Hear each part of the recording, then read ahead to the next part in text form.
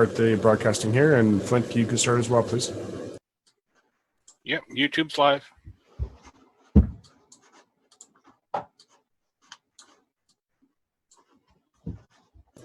And we're live on Facebook. You can go ahead, Rick.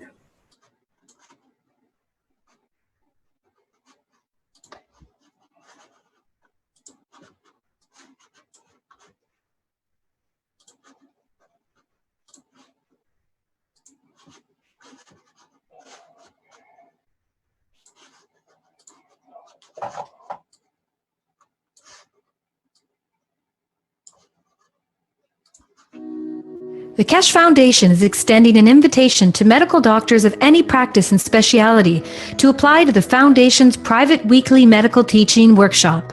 This includes medical doctors, dentists, and veterinarians.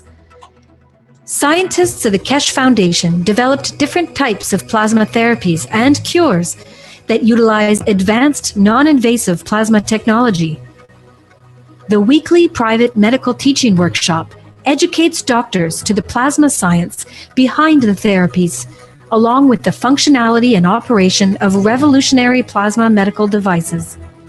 The goal of the private teachings is to add plasma health knowledge to the profound knowledge of medical doctors. The weekly class is broadcast live over the internet through a secure private channel every Wednesday from 2 to 5 p.m. Central European Time. Presently, the class is only offered in English. However, you are free to bring a translator to the class. If you can't participate in the live broadcast, you can watch them later at your convenience through a private internet portal. Every patient's case that is discussed in the workshop will be kept anonymous and private. This includes cataloged findings and data gained from the analysis of the patient's health issues. Any medical doctor in the world who wants to participate can do so by sending an email to doctors@spaceshipinstitute.org. In your email, please state your willingness to participate in the medical teaching workshop. If you're planning on bringing a translator to the workshop, please state this in your email as well. After we receive your email, we will contact you with the instructions on how to apply to the workshop. As a part of the application process, applicants who apply, including any translators brought into the workshop, will be required to sign the Keshe Foundation's World Peace Treaty, which can be found at the following web address. All applicants will be required to provide proof of their education and ability to practice medicine, and will also be required to pass an extensive security background check before they are granted access to the teaching workshop. Healthful plasma technology is here, now, the use of which is increasing exponentially on a day-to-day basis on every continent. We encourage you to come and learn about this revolutionary technology. Apply today.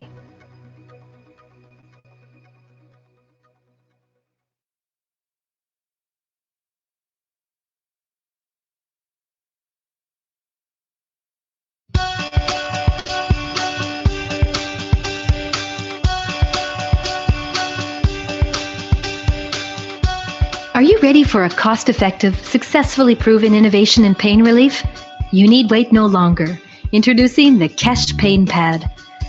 Using plasma technology, which is based on magnetic gravitational field interaction, the Keshe Pain Pad emits plasma fields that penetrate up to 3 centimeters below the skin, helping to bring the body back to balance. The Keshe Pain Pad offers a natural way to relieve acute and chronic pain for both young and old. All you have to do is apply the pad on affected areas for 1 or 2 hours once or twice a day.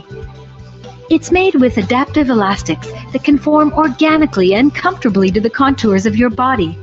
It has no moving parts or batteries. It's lightweight, durable, easy to wear, and easy to remove.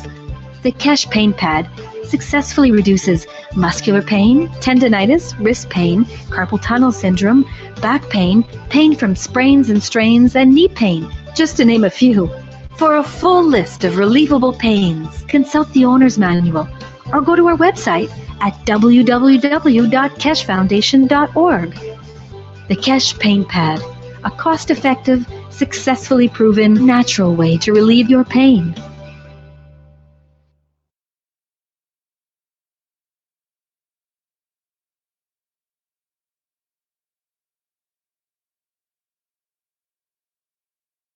The Keshe Foundation is extending an invitation to experienced farmers, agricultural specialists, and researchers to apply to the Foundation's private weekly agriculture teaching workshops. If you fall into one of these categories and are interested in plasma technology integration into agriculture, you're invited to apply. Scientists and agricultural practitioners of the Keshe Foundation continually develop and apply new methods of food and fiber production, soil fertility management, plant and livestock health management, and increased farm productivity using the most advanced plasma technology that is taught at the Keshe Foundation Spaceship Institute. In the teaching workshop, you'll learn the science of plasma technology and its applications in the field of agriculture for enhanced and equitable global food production while minimizing costs and external inputs. Practicing farmers and Keshe Foundation scientists will demonstrate their application of plasma technology in agriculture and the ensuing results of such applications, thus deepening and enriching learning for all participants in the private teachings. Participants are encouraged to demonstrate their farming practices in the teaching workshop. The private teachings are broadcast in English live over the internet through a secure private channel every Wednesday at 10 a.m. to 1 p.m. Central European Time. If necessary, you may bring a translator to the workshop. All applications are required to provide proof of their education and professional qualifications, must pass a security background check, and are required to sign the Keshe Foundation's World Peace Treaty, which can be found at the following web address. Translators that attend must also pass a security check and sign the World Peace Treaty. For details on how to join the private teachings in agriculture, send an email to agriculture@kfssi.org stating that you'd like to participate. Include in the email your education and agricultural experience and reasons for your interest in plasma technology. Applicants will be contacted with further instructions and details on the application process.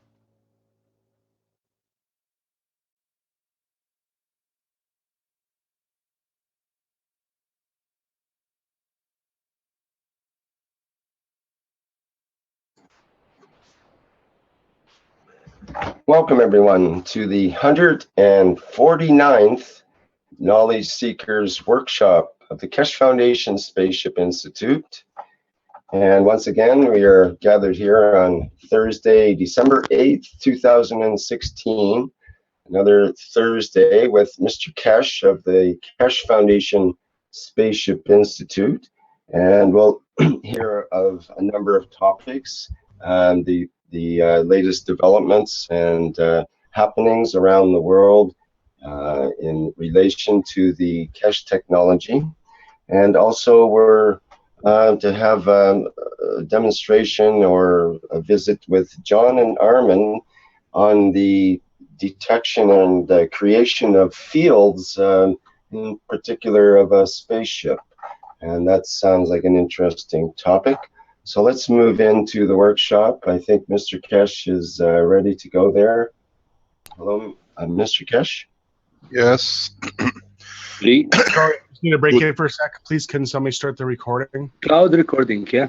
Oh my goodness, okay.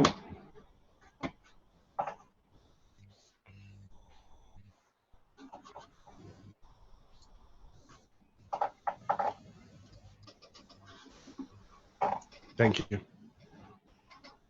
Okay. I have a full version of it. And we do on live stream as well and so on. So, okay. Shall we carry on? Can we go ahead? Yes, we go ahead. Yes, go ahead, Mr. Keshe. Yes. Good morning, good day to you as usual, wherever, whenever you listen to these knowledge seekers workshops. We are nearly entering the completion of the third year of teaching. We actually passed 3 years of teaching. As we know, we started long before we started what we call There is regular 149 teaching. We're exactly over 3 years we've been teaching, and we're still learning new pieces every day, every time we meet. We learn a lot today. There is a lot of developments, and as we said, we start going into the phase of the spaceship development, the field development, and this has been going on for some time with 2-3 groups. And one of the groups of the innovation is the Keshe Foundation Arizona. Keshe Foundation Arizona has manufacturing, and they do research and development, and we'll see how they are developing the space fields for the creation of the see the behavior pattern, how the next step after this will be the solid state body, tangible physical body of the reactor. We see fields we've never seen before, and expansion of fields, and small units and the rest. This morning teaching is mainly, will be left for at least an hour or so with Arizona, with John, and all the pitfalls and the successes and the way different aspects of it. This is important. As we said, we are entering the phase of the space development, space technology, that we can understand more how the physical, tangible shape of the spaceship will come into operation. Before we go there is a number of announcements that we have to make as usual, and then we start. First of all, we have received a request in respect to the Italian situation, and what we have been asked for by the Italian, what we call civil protection, is that they want us to make announcements that they are asking for supporters of the Keshe Foundation in Italy to get involved with the civil defense projects. There are a number of people still in camps, and we've been asked to ask our Italian supporters, please get in touch with Sabrina or get in touch with Giovanni for the next step development of to bringing Keshe Foundation into the civil defense of Italy. The announcement is from us to all our supporters in Italy. We supported the civil defense, and they now been checking and working with Sabrina and Giovanni, and now they are allowing the next step into this process. They're asking that we make this announcement. We need more KF volunteers, and more patches can be made available to public. They have asked us to make this announcement today. From all our Italian supporters, we have been working on this to support the civil defense for the past earthquakes and the accidents, and now the colonel who is in charge of the civil protection of the Italian civil defense has personally asked the request the Keshe Foundation supporters for more support.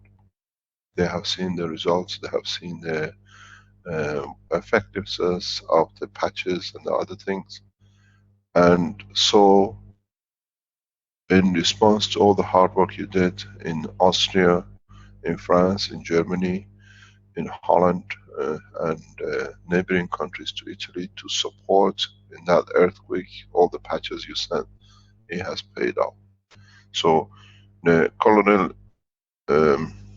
who is a civil defense officer, after working with the Keshe Foundation for over a year now, has asked for the next step of development and asked for the support of the Keshe Foundation, Italian and the neighboring countries, to supply up more patches. Is Sabrina in the background? Do we see Sabrina? If she is online, she can ask, she can tell us more. Rick, do you see her on the panel? Just having a look there now. Can you raise your hand, Sabrina, if you're there? So this is an official request we make from the Keshe Foundation. We've been requested by civil defense heads of Italian, what we call civil defense, for further assistance and involvement of the Keshe Foundation in civil defense in Italy. They are requesting for more patches as they have used them and seen the effectiveness. If you don't, do you see her? Not seeing Sabrina at this point. There's somebody with their hand up, but it's a Chinese. We have Giovanni with us if he's okay. This has come from Sabrina this morning. Okay. If Giovanni has anything to add, let us know, please. Giovanni. Good morning, Giovanni. Good morning. Could you add to this, please, what we received from Sabrina? No, I don't see nothing, but I have contact with the colonel every time that he have news and so on. He explained to me that the situation in Italy was in central Italy was very difficult, and I don't. Hello? Yes, carry on. Yes, and it's this time it is the worst of the earthquake of L'Aquila, and because there are a lot of people that have a problem, and this time the municipal asked to us to help with the patches and so on. I know that from the last time that there was the big earthquake, it started to open a new small volcano in the central of Italy that there wasn't before. Now it's active and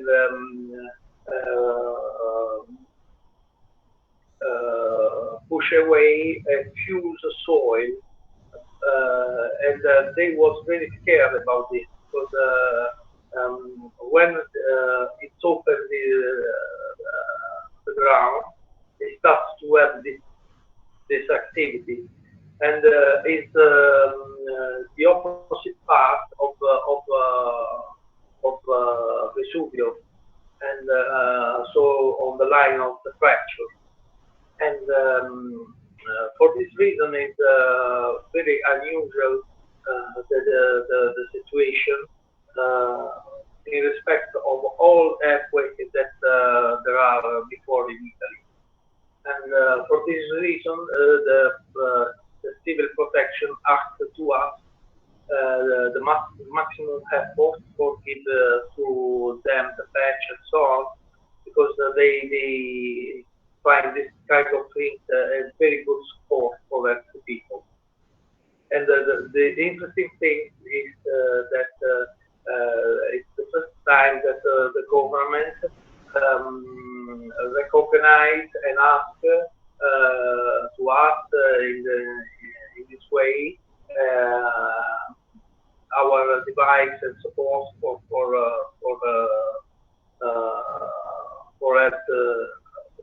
the people, because they usually use something products that are official or medical products. So in this way, when they ask to us this, they put our product to the same line.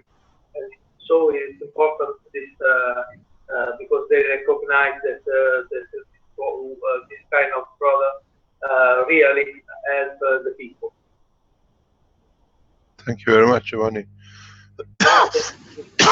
What is the position now? We need to understand, because this is the request we received from Sabrina. They have asked her, because she works with them directly with you. So if you see Sabrina online, she can explain to us what they are expecting of us, what do they want, and how the Italian support and European support has to be. The situation is this: there are a lot of people that now are in big, big band and some hotels and so on that are in a very difficult way, and they need um, some system for all. They need the very big problem is the emotional shock that they have because they now it's after a long time that they are without home and in the state of emergency. In any case, there are problem of health, so the patch can be really help them. Uh, but this is are people that need all, and so what is possible to give to them is good. For example, as I said before, patch, pen pen, magazine, and so on. They can find very well because there are some people that don't want to leave their house, and so they live in the house that are completely broken or without electricity or water and so on, and stay there. The rest of family is go in the tent or the other place, but these people remain to live in these zones that are dangerous too. And for this reason, they need for come back to the family and to take back their life to the normal, the support uh, for help for make energy and medical improvements and so on. Thank you very much. Thanks, Giovanni. You're welcome. Thank you for everything you're doing in Italy. We have to let you know that we, in the Keshe Foundation Italy, on the decontamination of the waters, has now working directly with what we call local governments for decontamination. They have done testing on the water cleanup with the situation which is extremely serious in the north of Italy, and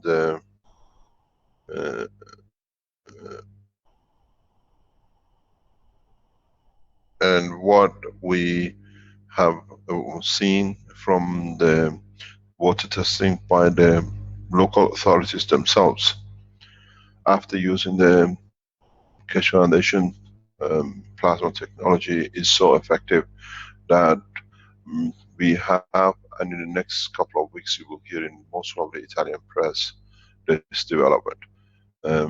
The extent of the work is that there are what we call water decontamination process is so effective that one of the major problems in North Italy now has been tested to be able for our system to work and reduce the contamination by around about 45%.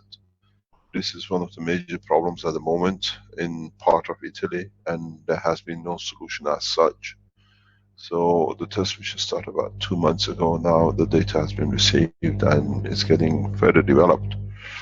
And this will be announced because it can be used worldwide in collaboration and cooperation with the Italian Keshe Foundation and decontamination.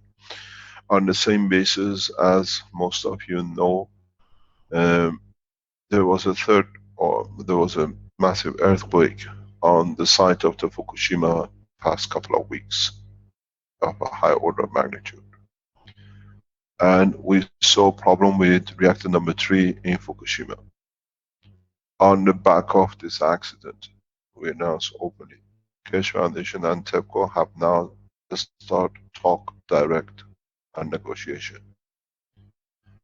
Before, we had an intermediary company which was set up by TEPCO. In our meeting this morning at TEPCO, the steps are taken. We are negotiating directly. This is the second meeting we had in past 2 weeks with TEPCO. Keshe Foundation this time as organization will get involved, not through an intermediary, with TEPCO, with sorting out further problem at Fukushima. We'll keep you fully informed. This is one of the major concerns, as we know, in United States on the West Coast, a number of nuclear reactors that could be accidentally damaged if something happens like massive earthquakes. So we need the collaboration the way we done before. Now it will be done on open channels directly between TEPCO and Keshe Foundation. We thank the directors of TEPCO for the step taken. We still work openly, and any support, any development will be shared through IAEA and decision made between us and TEPCO to go public with. This is important for all of us, and this will reflect in the work of the Keshe Foundation. As we said, by the conference and the collaboration between Ghana Atomic Energy Commission and the Keshe Foundation, and opening of the factory in Ghana, establishment of the master degrees and PhDs in line with the work to support nuclear atomic commissions and IAEA in different fields that has started extensively. The position for the Keshe Foundation internationally and scientifically has changed. It is for all of us to register the data.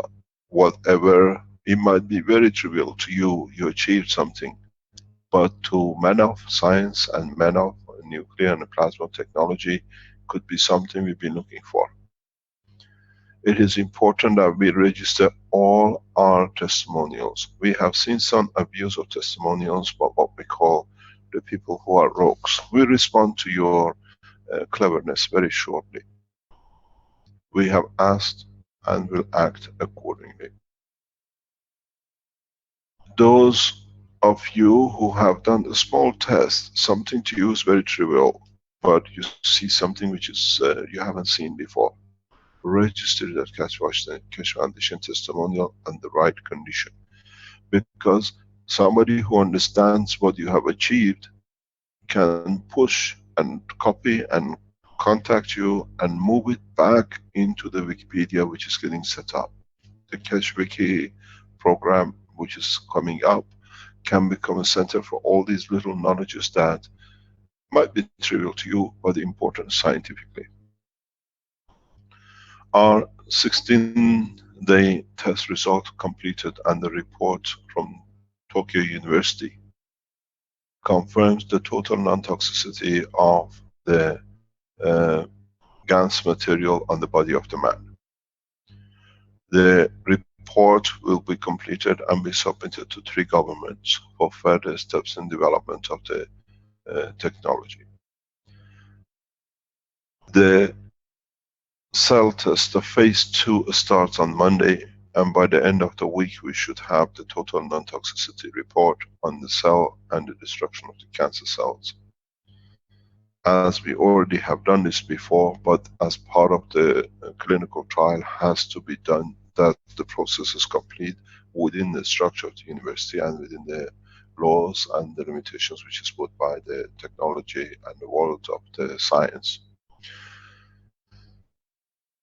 After Christmas, direct live result testing of the cancer patients and mouse will start in 3 countries.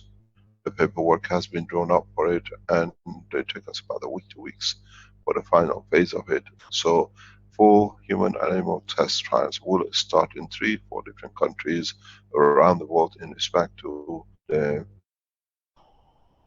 cancer, and then malaria. We have managed to complete, and we announce the following: 50 seats as a master degree 2-year course has been set up and agreed between the Keshe Foundation Ghana, Keshe Foundation Worldwide, KFSSI, with the University of Ghana, Accra University. 20 seats has been confirmed and will be held for Ghanaian scientists who want to do further development in masters and PhDs. We have 30 seats available for Pan-Africans and the rest of the world who want to join in this research and development. The Keshe Foundation Ghana will support the 20 students for their education, which means we support for the payment of their fees to the university. The whole structure of the teaching today in the agriculture will be on a full accredited level university, so you get a PhD from university. Same time, we will link these PhDs and masters with other universities, so it'll be joint collaboration teaching. What this means is that you do not need to come to Ghana. Teachings will be on the live screen in 2 or 3 different universities. If you want to be hand-on development, you can join Ghana, Accra University. You'll be in the fields with Ghana Atomic. And at the same time, the classroom teaching will be, you are as a student and you'll sit in the classroom, maybe somewhere where we announce it, maybe 2 or 3 continents, which is easier for you than coming to Africa. And you become part of what your accreditation and your degree will be issued from Accra University. This allows the total teaching and the spread of the knowledge worldwide and does not limit us to one place. Chinese do this very effectively in their high-level teaching and research and operation for years. We have learned from the Chinese teaching. As I said to you, I was shown this when I was in China some 8 years ago, how they do it effectively. And now we use the fingerprints from Chinese teaching, that students do not need to be in one lecture room. Across the nation, people sit in the classrooms with live presentations and testing. So we follow on the back of what we've done up to now, but there are 50 seats available, which 30 is for international students. If you want to join and get a master's degree in agriculture from Ghana, Accra, with collaboration with Ghana Atomic University. Ghana, what we call KF Ghana production products will be in the market by Monday, Tuesday of next week. These products are targeted for Ghana and for Ghanaian need. But you will see these on the Keshe Foundation website, the main website, not on Keshe Foundation Ghana. We have established, if you want to go on the website, most probably by today or tomorrow, depends on our webmasters, how they do it by Monday. You can go on kfghana.com, kfghana.org, keshefoundation.org, keshefoundationghana.com. They all bring you to one site. In the coming weeks, we'll change the structure of the website, you will see. But the products produced in Ghana, there are some new innovations in the structure and the materials and the products. They all are certificated before submitting or marketing. We market and we produce everything directly from Ghana Atomic Commission. The factories within the security boundaries of the government, and everything will be supplied through the what we call the structure of our Keshe Foundation Ghana factory. The factory is more, the workers have been there for some time now. They've been trained and the first products expected by most probably tomorrow or by Monday. These products will be delivered on 2 different levels. If you order it, it's your responsibility to make sure that your government or your what we call customs allow the entry. In Ghana and the neighboring countries, we have no problem, as we have the Ghanaian certificate for distribution and standard. These are water decontamination, new water decontamination systems that are beautifully done. You will see it. It's a new energy system which fits into the Ghanaian structure for the energy. It's new plasma waters for health and other applications which will be marketed in different sizes.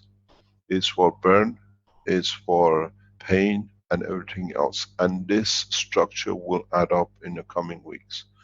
We're marketing the soaps for different applications, and then it's targeted totally for African market because there is a huge need and demand for it. We welcome the new incoming government of Ghana, has been re-elected last night. We support Ghanaian nation in every effort we do.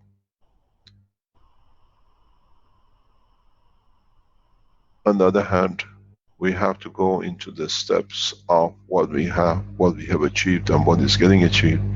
And in the coming 2 weeks, be ready for a very important announcement from the Keshe Foundation worldwide. This will change a lot of things around the Keshe Foundation internationally, and we will announce it once we have completed our work. We've been asked by John that if he can do his presentation earlier on because it's 2 or 3 o'clock in Arizona. So we give the ground to John.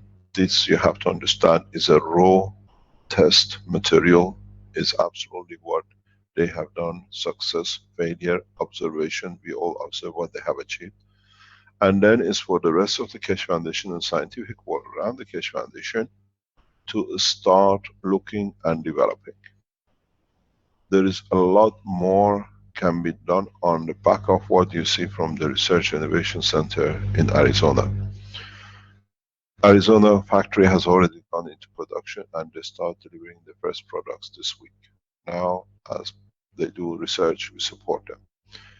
We congratulate Peru in coming into manufacturing. We'll try to support you in your work and in your manufacturing. We congratulate Kenya in the completion. Ghana has been the first, and now we received information that Philippine manufacturing has gone into operation as of this week for commercial production. We expect production from Austrian health units and the company in the coming time.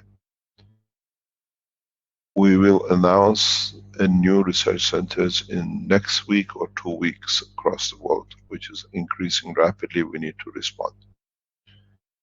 The manufacturers, they become research centers as they open up. And now we see the collaboration and internal structure in Arizona. John, are you there in the background? I'm here. Can you hear me? Yes. Good evening to you, John. Hi. Not too bad. Are you ready with, please share the knowledge you have gained that the rest can build on it, please. Okay, let me try to share screen here, Rick. Am I okay to share screen? I believe so. Go ahead. Can you give us a background first, please, John, before you... Yeah, I have a presentation, and before I start the presentation, I'll talk a little bit, okay? We leave it to you, and when you finish, I'll take over.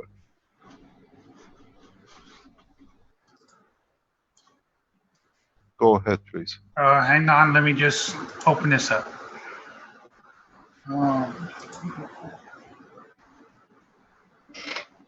Okay. All right, we'll do it like this. Okay, so what we'd like to do, if you can close your side window, please, because we see your papers. Just hit F5 and I'll go full screen. just Yeah. F5. Go to full screen, please. Well, that's what I attempted to do here. And then you'll have to share the screen once F5 opens up. Okay. Go ahead, please. Okay, is that good? Okay, so my name is John Bliven. I'm the managing director of Keshe Manufacturing in Arizona. Our team consists right now of a small group of people. We have people you'll see in the videos today. We have David Contreras, who has his master's degree in bioagriculture.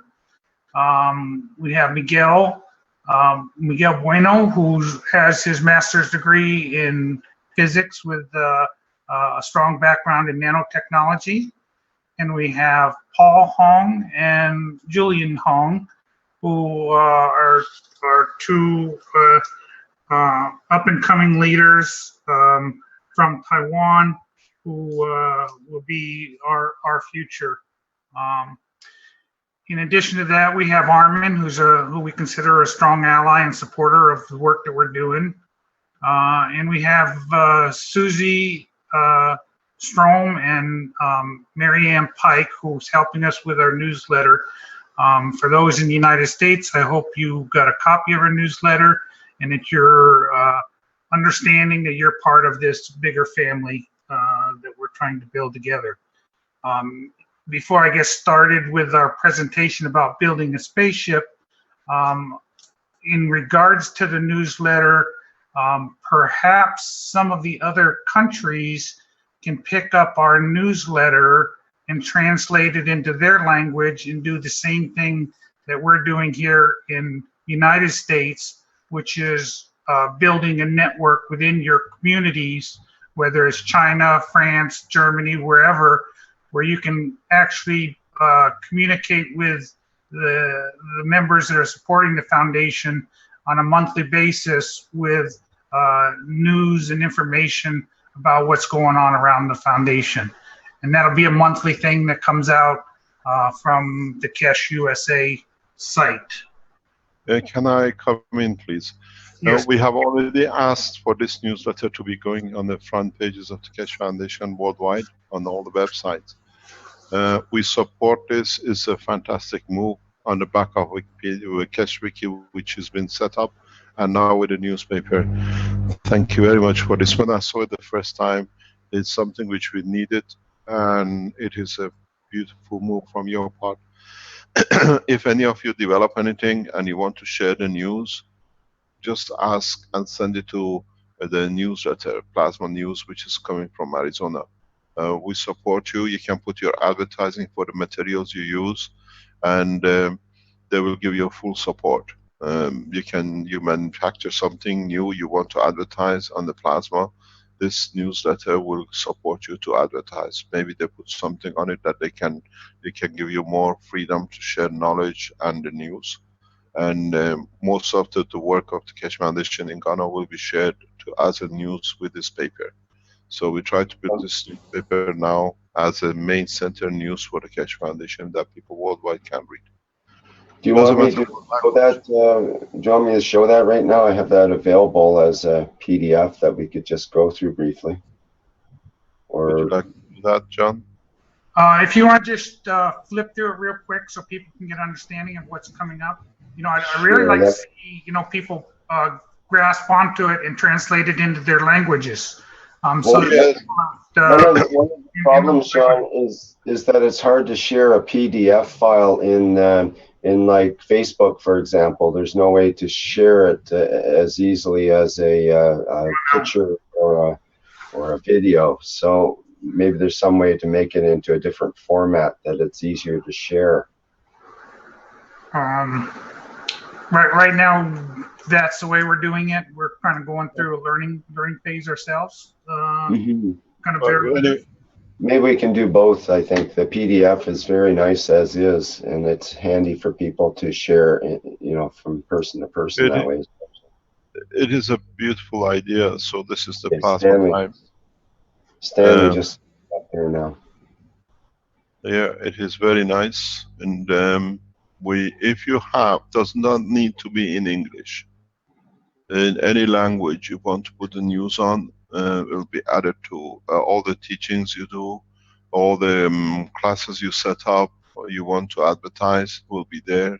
Anything you want to promote will be there, and it'll be fantastic to see how we'll operate. It's very interesting, this picture. If you stop 1 second, You will see totally, and this is a mass production of GaNs material in Arizona.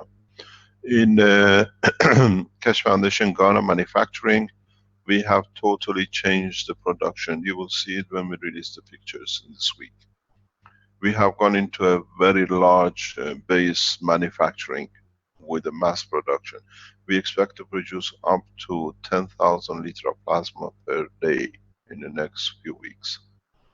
So we have changed it. It's for those of you setting up manufacturing. Now we see this news, this picture, that it can escalate it in the industrial level, and we've gone into the industrial level production in Ghana. Thank you very much. Go ahead. So someone has made a good suggestion in the live stream that to create an email address for subscribing to the Plasma News so that people could get the regular installments of it delivered to we have that right now. We're focusing on the United States, and what we want to do is be able to send it out to one person in these various countries for them to pick it up to distribute through their countries. Of course, they could translate it as well at that time. Yeah, Because we're just not able to handle, international, emails throughout the world. Maybe we need to set up a group in the background to handle it with you. You started it off. Maybe we need a collaboration international with people who are good in news and press to share. That would be ideal. Okay, let's go. I can see, is that Caroline in the background standing in the... No, that's Carrie. Carrie. Okay, no problem. Carry on with your plasma technology. Thank you very much for this new innovation and point of sharing knowledge. Okay. Carry on with what the main part of your teaching is. Okay, can you bring me back to share screen, or do I have to share my screen again? I think you're okay there. Okay, here we go. You ready? Yep, go ahead. Okay. So that's our team. Let me just see if I can. Why can't I scroll through this? There we go. Okay. So let me start with some of my thoughts before we get started. I'm going to share with you some videos of work that we've done and things that are happening. But let me first start with some of my thoughts. Many people have created plasma fields. The magnetograms we made created plasma fields. The GaNs we created was plasma fields. The paint pens were plasma fields, and so is our aura. These are all plasma fields that we've created. So what we're starting to understand is that what we're really looking to do is to amplify and contain these fields. You've heard Mr. Keshe talk about field plasma. This is really the golden nugget of where we want to reach. So the magnetograms that we created what I call smaller fields of plasma. And as we learn how to amplify these fields, then a new universe and a new world opens up for all of us. In the first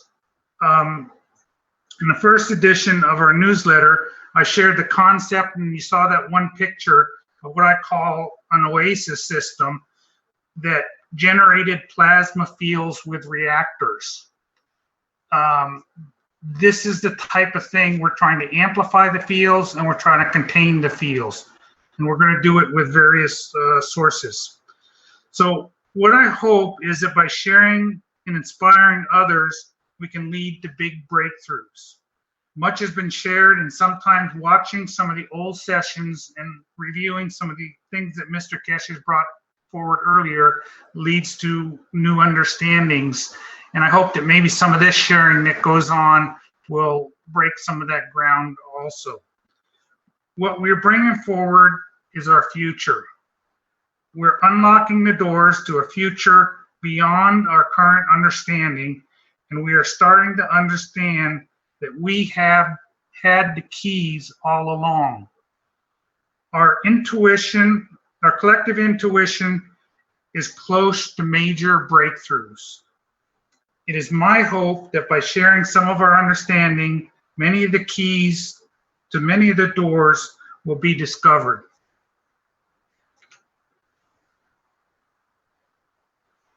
Why do we share? It's not always about being right or wrong. It's about furthering our understandings. When we build and we test, no matter the outcome, we move in the direction of that which we desire. Our tests and our sources and our successes and our failures can help inspire others in doing things a little bit different and maybe better. We don't always have the right answers, but sometimes talking about them gets us to the best answers. My sharing may add to your understanding, and is my hope that along the way, I can teach from our experiences. We are creating a new paradigm to unlock new technologies. These technologies have sat back and said, for those that have sat back and said, where's the free energy devices, have not understood we are the ones that are bringing about that which we wish to see. All that we desire is within our reach. When we stand in our strength and claim it, we own it. You've heard the saying, I am that I am. And that's an important saying because we claim that strength as we identify it. We're operating in unified fields, and that's unified field is growing in intensity. The peace and ethos of the foundation is the strength, and we build the intensity with our collective words, our collective thoughts, and our collective actions. There's more than one way to open up these plasma fields. We have the reactors.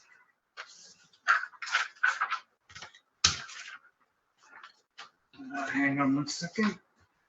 We have the reactors, and one of the things that we have found out in Keshe, Arizona, is that the experiences with ping pong balls and the cheap acrylic balls have proven unreliable.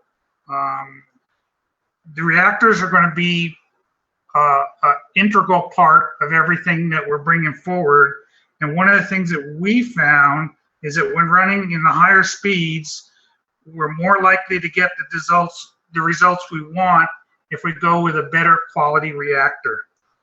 If we go back to look at, Armin's machined reactors that he had from the very start, that was identified to us years ago, I feel that that's a much better way to get to the results that we want.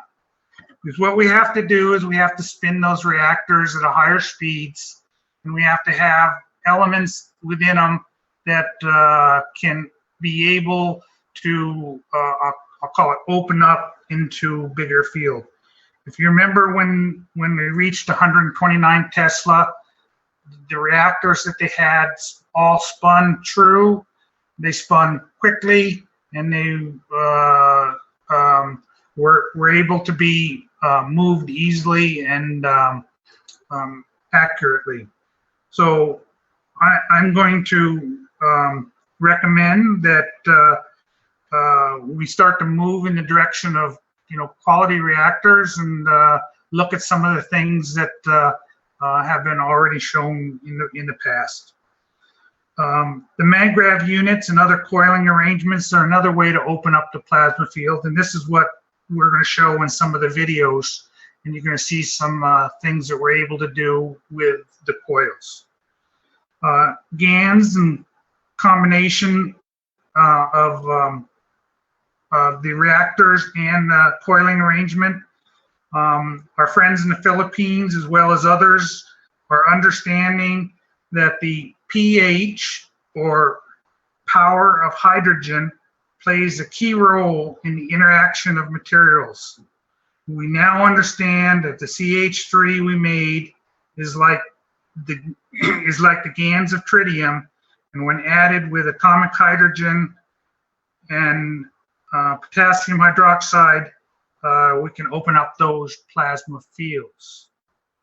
We're also going to learn in the future, and in the not too distant future, that our bodies are also ways to open up these plasma fields. As we elevate our soul through our words, our actions, and our thoughts, we're able to rise with a Kundalini energy, and we radiate out much like the plasma fields. Okay, so I'm going to start with some testing that we did back in early October. And this is where we took 18 magravs, we connected them all together. I'm going to have a series of short YouTube videos that we created.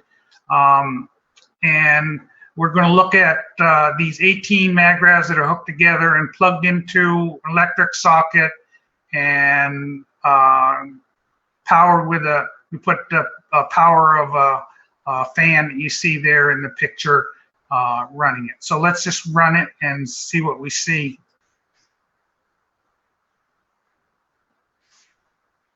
Well, oops, what happened?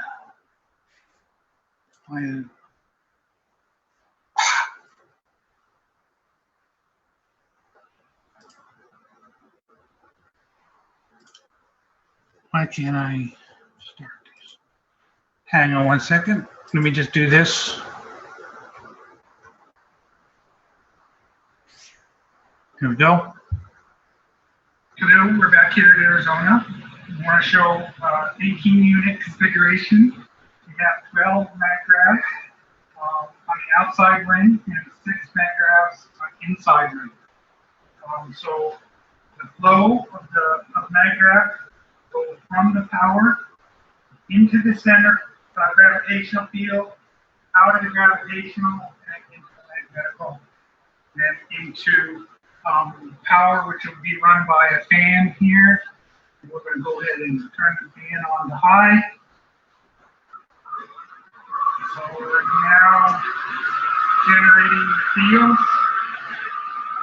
The fields will have to kind of balance themselves out.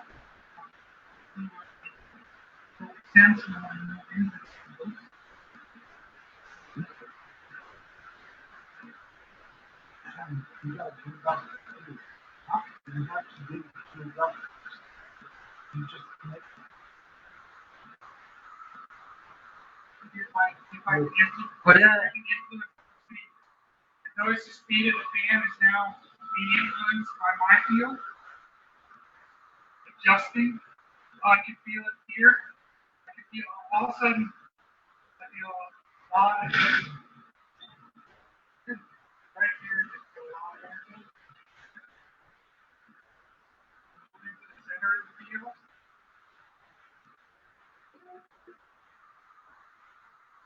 It's very strong. Press it out. Press it out.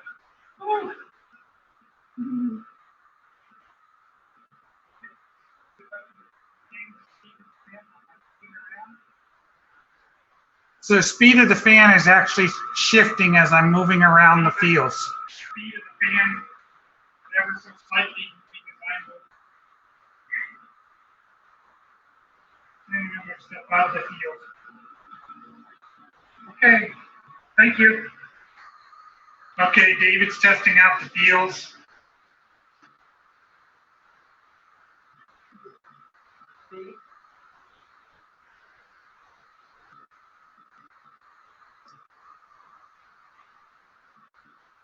Walking through the fields.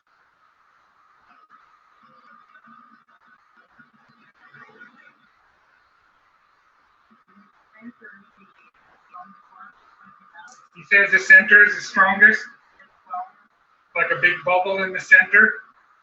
His meter's going off. It's building up on the outside ring, trying to connect to the magravs. Center is much stronger, higher.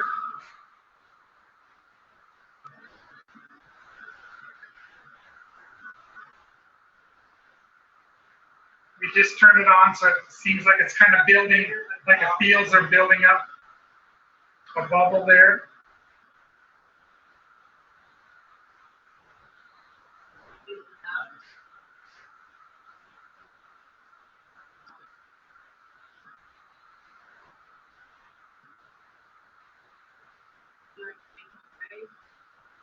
Waves are going through as they build.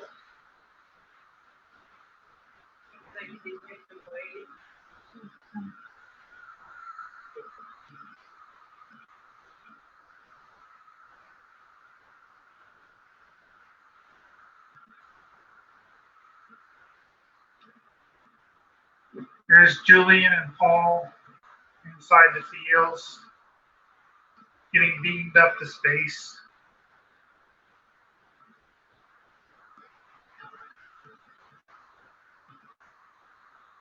Where do you feel, Julian? What do you feel?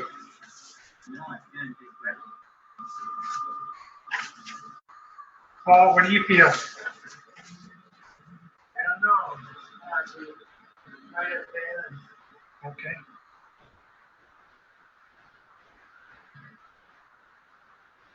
Be careful, you're absorbing all of Julian's bad energy. Okay, that's the first one. Can you go back and play the last minute of this, please? Because something important there. Let me try. If I do this back. We're back here. No, go forward, go forward. Yeah. Yeah. Right here? Yeah.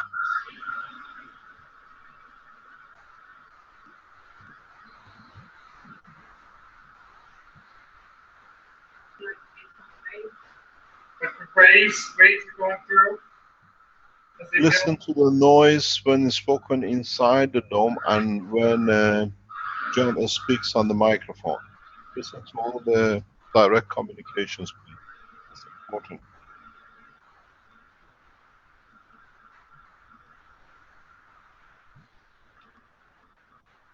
There's Julian and Paul inside the fields, getting beamed up to space.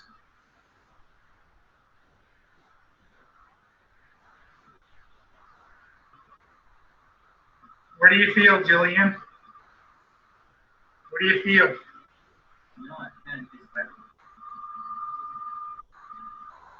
Paul, what do you feel? I don't know.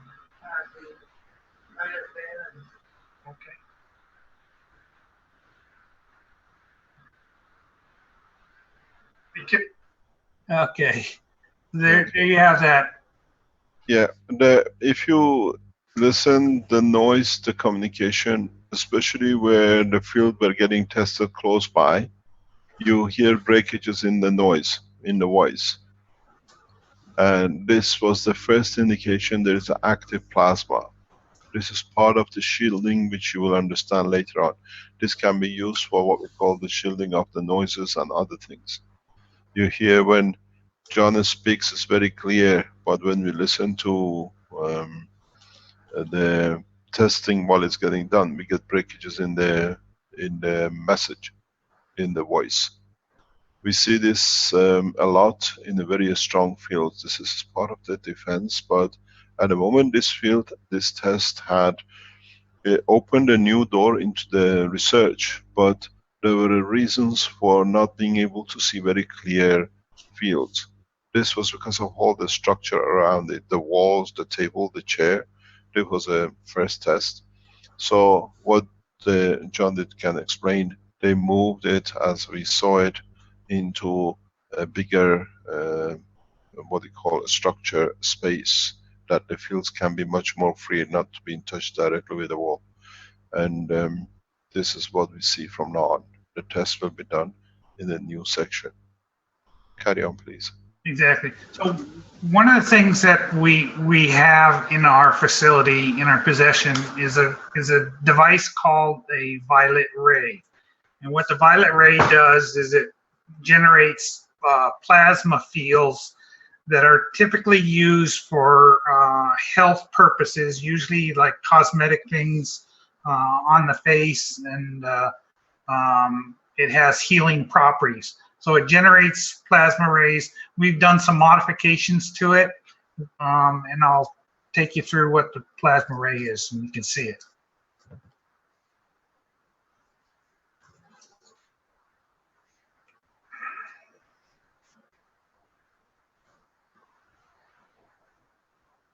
I'm not sure why this is buffering like this. Should be ready to go. Hello?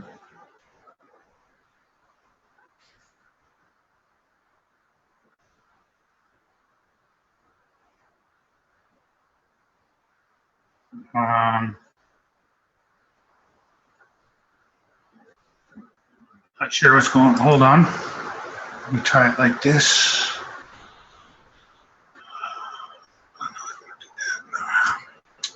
Let me skip over this one. I'll come back.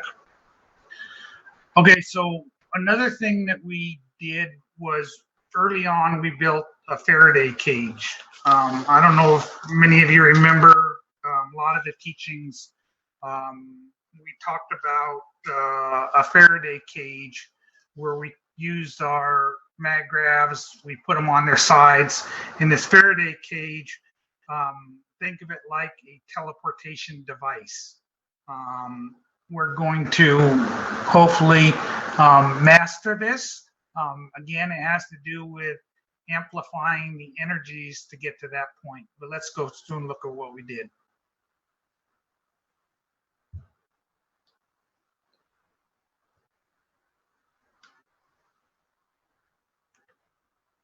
I think you have to go back to the first page and come down. Hang on, Yeah. right. Let's try. Stop the sharing. Go back to the beginning first page. Stop it altogether.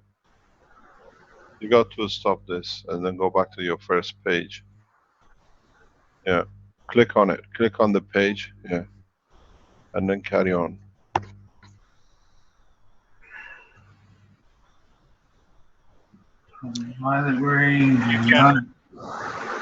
Just click on the YouTube symbol in the bottom right and bring it into YouTube page. Let's try it, see what happens. And you'll have to share that screen that comes up then. Okay, here's the violet range. Yes. You'll have to share the news YouTube's video. It's okay. Press it now. Press the play. Let's see what happens. Can you see? This little ball. No, we see Violet Ray with just a still picture guy. A nanocoated wire around the ball. Hey, John, you have to pause. Can you see? We hear the voice, but we don't see the tube. You'll have You to have to reshare, John. you have to reshare. Okay, I'm resharing. Go When go you back click- and come in. When Go you back. click on the YouTube button, it brings the new window up, and you'll have to share that new window. Okay, so hang on a second. So here, let me try. First, let me try here. Error occurred. Okay, so let me try. Now, All right. And We're then gonna you have to reshare the new window. you see the resume sharing? No, just new share. What we did, this little Stop ball, the YouTube, please. Minecraft was filled with CO2. Yeah. And we put a nanocoated wire around the ball, and the center pin goes You got inside. to stop it. Hang on. Okay, I'm having a little bit of trouble. Just do a new share to the browser window that shows the YouTube. John, I have that video. Maybe you want me to share. No, stay to the same structure. Just let's do it properly. He's done all the work. New share. Now pick the That's right. browser window that has that YouTube in it. And you'll have to share computer audio with that. You'll have to, when you do new share, When we cache Can you hear that? Can you see it and hear it? it's probably coming to your microphone rather than the, just a little low frequency. Can you hear? yeah. Yes. Yeah, Hear and see? Yes, no? yeah. Yeah. But we see the whole page of yours. We see everything on your page. Okay, so let me go open it up. Hold on. What we did, Yes, this little ball that we put in the Minecraft was filled with CO2. And we put a nanocoated wire around the ball, and the center pin So goes let's stop. inside of the ball. John, do you have these as the original videos on your computer? Frequency Yes. generate. Why don't you play that in a window and then you'll eliminate all this problem, I think. So right now you can't see and hear it. It seems to come through now. Yeah, I think so. Hang on one second. Let me just see if I can. If we got it, well, let's do it. Okay, try it. That's good. Can you hear and see? What we did, Yes, it's okay. Good, yes. Thank you. we put in the Go to the beginning, please. was Go to the filled beginning. with CO2. Okay. Let me come back. We're doing the testing with a high frequency machine, similar to the neon activators that we will be putting in the Minecraft. What we did, this little ball that we put in the Minecraft was filled with CO2.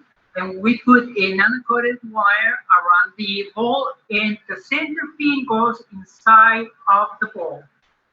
When we touch this ball, and with just a little low frequency from the generator, the field that produces is around 12 feet around myself when I touch it. And right now, I want to activate the little ball. And now, you see the field over there going so far? You can see the field going so far. Keep going farther. Keep going farther. Farther.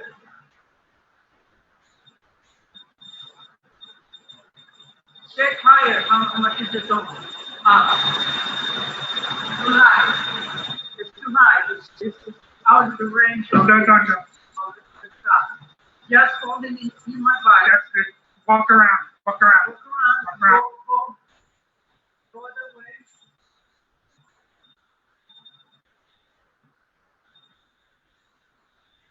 Okay, go that way.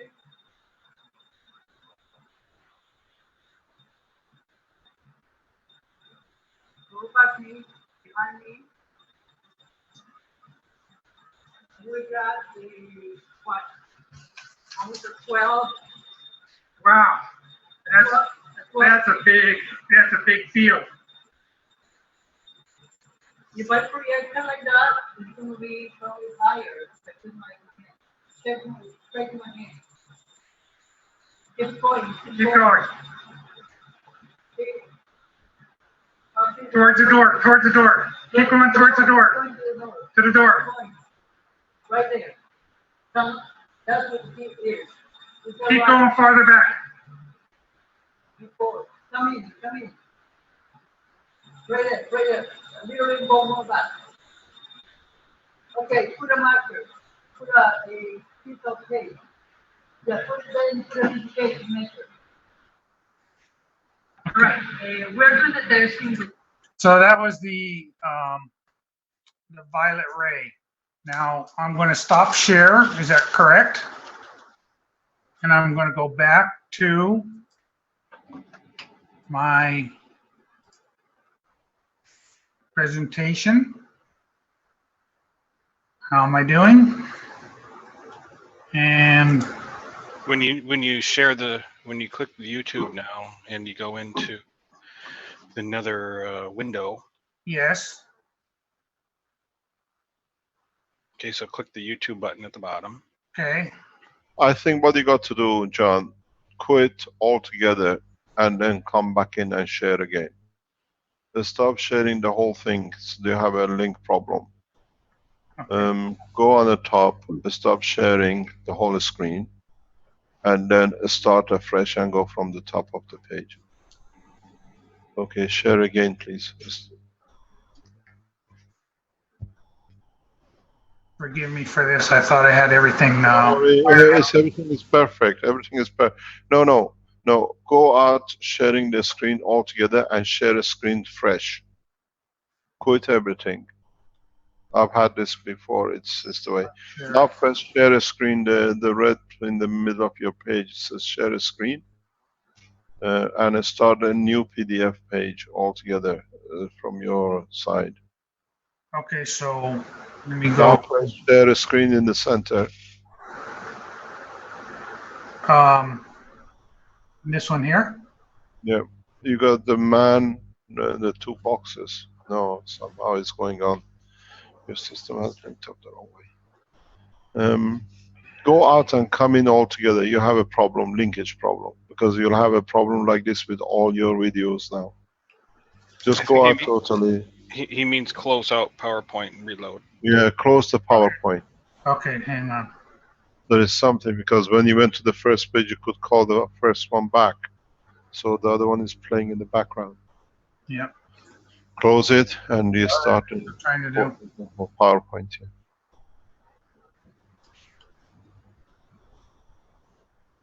While John is doing this, let me give you a background.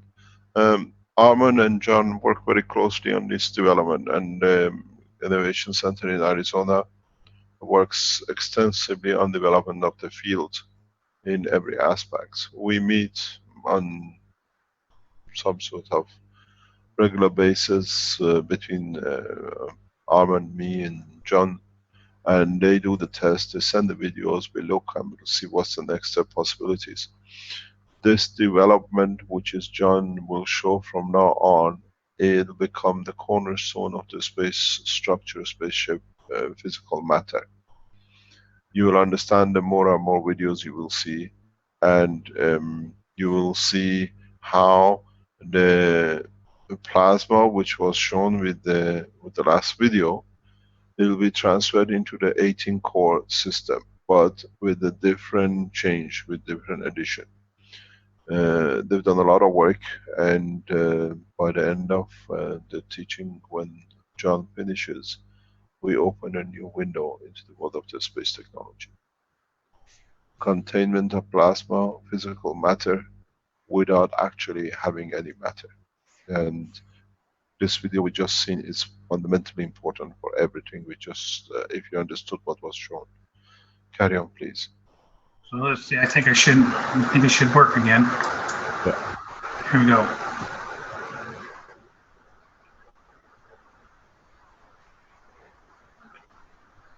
You know, I tried it at home here and everything was working fine. There's no problem. It happens. It's just your linkage. Okay. Let's see. Hold on. Let me go to YouTube and do it from that way. Go to YouTube. Yeah.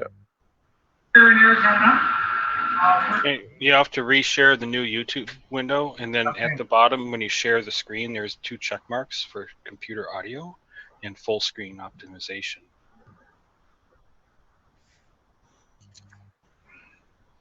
So you check mark both those before you share the screen. Okay, here we go. Ready? We're going to run another test. On this particular configuration, we put the 4 units in the center in a Faraday cage environment. All 4 of those are connected together with nano-coated wires. All of them have transformers underneath them. And we have a center mag grab unit that's connected to the electric supply. Those are microwave transformers. High voltage plasma generator.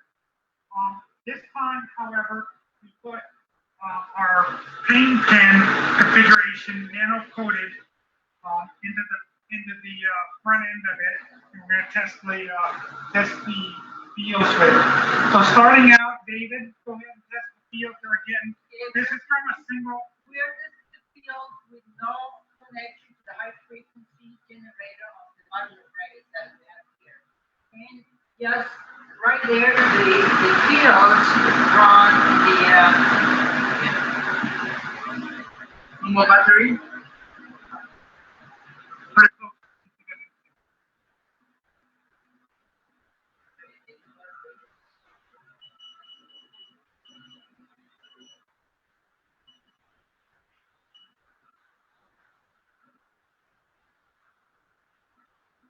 That one wasn't working too good.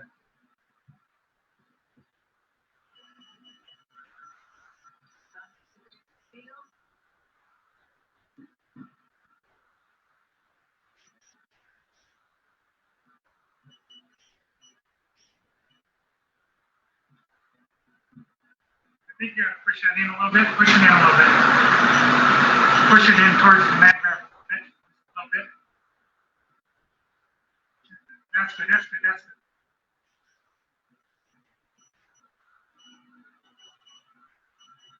So one transformer's hooked up on the other side. One transformer's hooked up and the other 4 are just sitting on top of it. Straighten it out. There you go, just like that. Okay, so now go ahead. Paul, if you turn on the high voltage. Okay.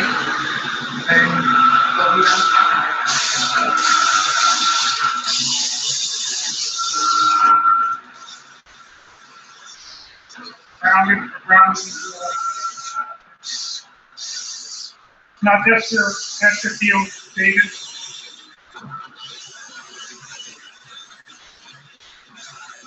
Okay, so go down here, Paul. Go into those wires. Yeah. Okay, go into the transformer. Yeah. So we're going into neutral of the transformer. Going to neutralize.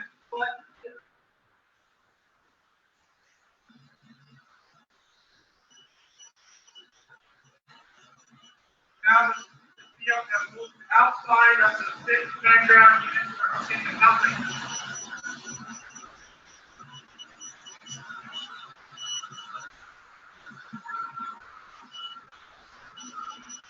Over the top.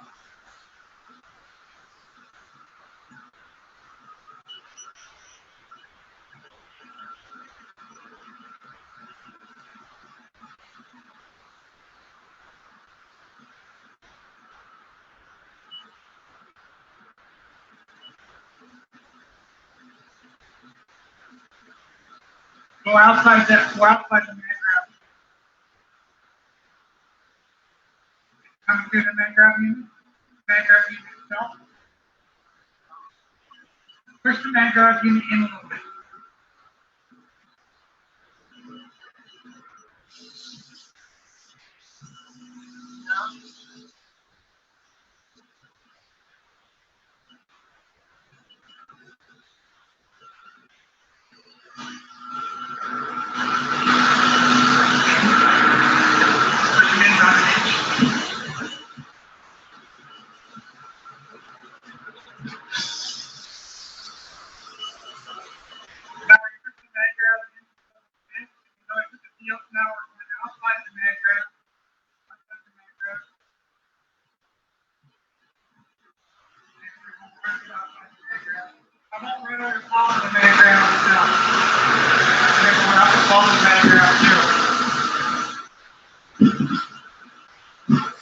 Wow, quite a bit above. Going way above. Going 4.5, almost 5 feet above. How far into the center, David? See what happens in the center.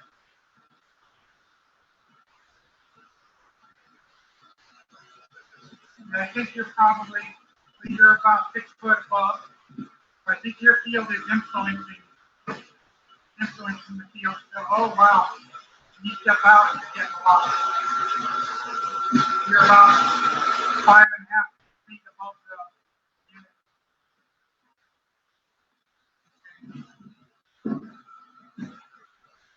unit. All right, that's good. Okay, so that's that one. Let's see here.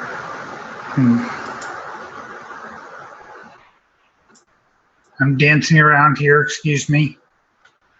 So the next thing we did, we had these small high voltage transformers, and we started doing some testing with these high voltage transformers.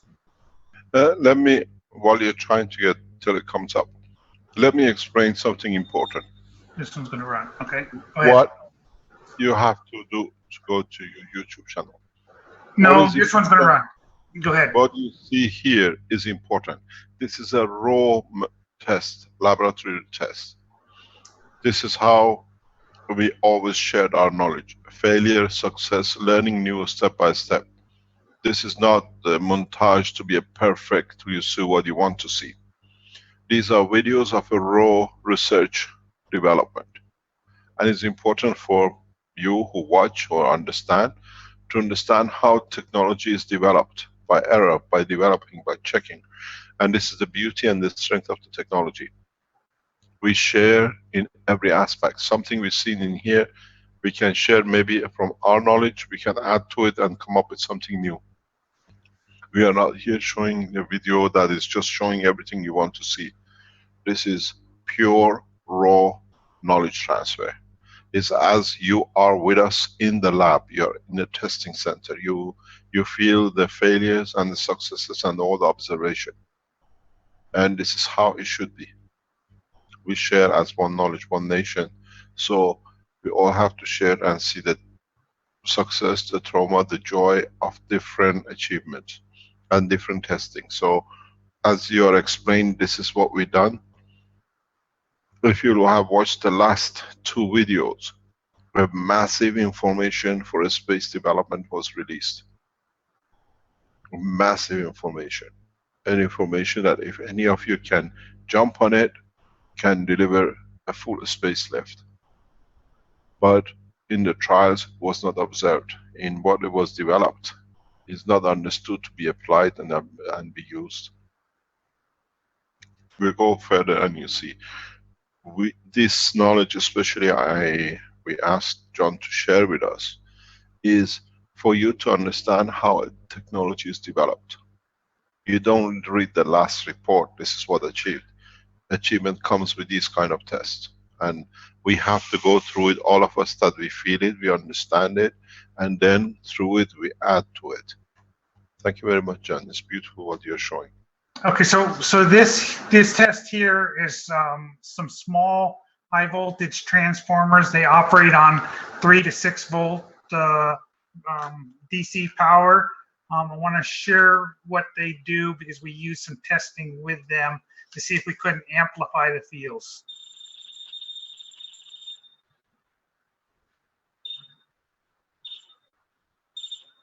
You're out in the direction of that.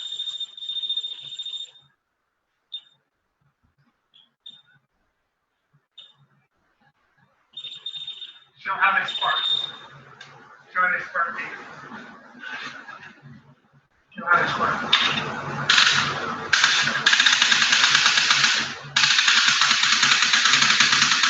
Okay, that's good. Okay.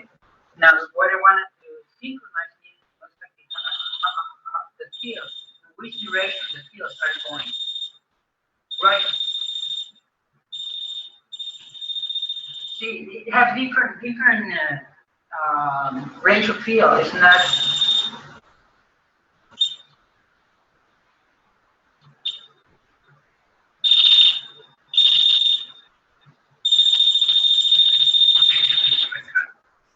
Okay, that's that test. The next video. Here we've put together a little farther along the development side, and we're experimenting with the fields again. Let's get this one. Hey, John. Yes. Can you reshare this screen and you make sure you put a check mark at the bottom for share computer audio? So what do you want me to do again, Flint? I'm sorry. When you hit new share. Go out of stop share? What are you saying? Yeah. Stop share, reshare, and make sure you have computer audio checked at the bottom of that share window before you select the. Join computer audio connected. That's what you want? It says share computer audio. Yeah. Okay. We'll check mark there. Okay, and now I'm going back to share screen. And then check mark at that share screen window that came up. Check mark. Just join audio? Yeah, it says share computer audio at the bottom. Little check mark. I think I got it, did I? At the bottom of the share screen window. Okay, now you can make it full screen and share your. Okay, so this one here. Okay, so hold on, this one doesn't look like it's gonna run. Let me go over to YouTube. Okay, now when you share the YouTube video, make sure that that's hang on. at the bottom, share computer audio. You have to new share. So where am I seeing this share computer audio? When you hit the new share screen or button, that pops up a little window. And you pick the icon, and you pick the window that you want to share, and at the bottom of that window is the share computer audio. Share computer sound. Okay, got it. Thank you. Where did I lose the?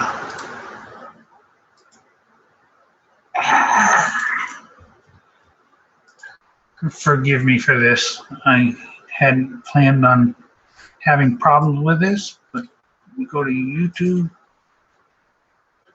We're here in Arizona, and David is stuck. Full screen.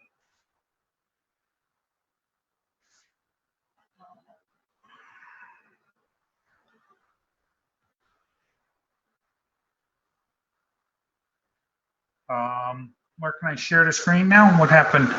Yeah, you're gonna have to share the YouTube window now. It came up in your browser. Can you see it? No.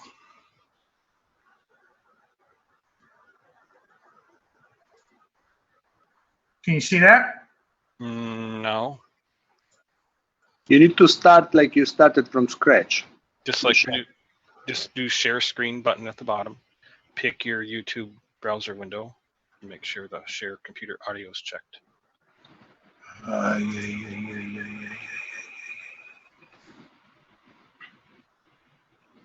Okay, so now I apologize for this. I didn't expect to have this kind of issue. No problem. Just easy, John. John, Yes. go out altogether.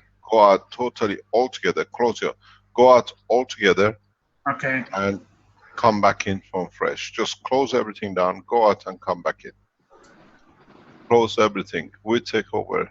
I'll speak till you get ready and come back in, okay? Okay, so I'm going completely out of Zoom. Yeah, completely out, go out and come as you started from the beginning. All right, thank you. Okay, this way is easier. Okay, can I take over the sharing of the screen, please? Okay, I think you should be able to do that. You will to do it. Okay, I'll take over here. That is easier for me to do. Till John is ready to come in. What you got to realize, what is achieved and what is getting done here, which is important, is the way John is testing how the maggraph systems work and how the maggraph system create fields. This is part of what is achieved.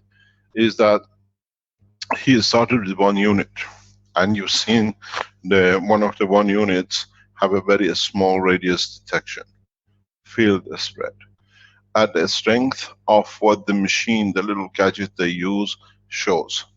But in fact, this field in the plasma goes much further. You will see this further on. When they put 16 or 18, or initially was 15, then it increased to 18, 6 and 12. Then we see the field expansion. Mr. Keshe, yes. I'm not seeing the screen share. Can you try again, please? You are not seeing the screen share. It's working for. We see it well. Yeah, I think it's on your end, Vince. Maybe you have to refresh or something. Okay. You don't see the No. white screen. Can you just try again, please? Okay, I'm gonna stop sharing and come back in again. You see it now? Now it's bigger, a lot bigger actually. We don't see the picture now is off the screen a little bit. Here we go. It's back to normal. Okay. That's back. I think maybe we had an issue with as John was sharing and resharing. So okay, you're right. Okay, so what we see now with 18 or 12, we have merged the fields together. And what you will see in a position, we saw a single unit on its own having a limited range. Now with what we call a star formation control system, which is the 18 reactors, we increase and we make what do you call it, a unified field for the whole lot. They do not operate individually anymore. They link up. And this is important. This is how we build up the shape. And in the following videos, which you'll see from John, we'll see how this shape can be controlled. How he manages to create gates into walk-in, and when he opens the gate, what happens to the field. This is a very deep and important information which we are sharing today. Most of you don't have access to 18 systems in Arizona, because being a factory they have. Those blue tags you see is just tapes holding the cases together because they can change the combination. So what we see is fundamentally, starting with one unit, a ball with a CO2 gas was shown. Those of you who are in defense technology, those of you who sit on the edges with military defense, deep space defense, have to understand the application and the implication of that ball. You see the same machine is used, but the field in the center does not change much. System control, defense technology has been centered in that system. Those of you who are developing to see the space structure plasma technology should have understood what that message was. You've seen the machine being used and the distance is not there. Once the GANS plasma with nanomaterial connected to the same, the span of fields increases beyond.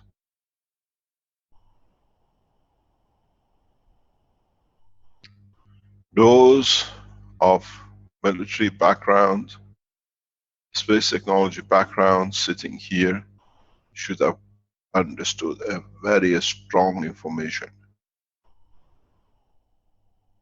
This is how the American drone was captured.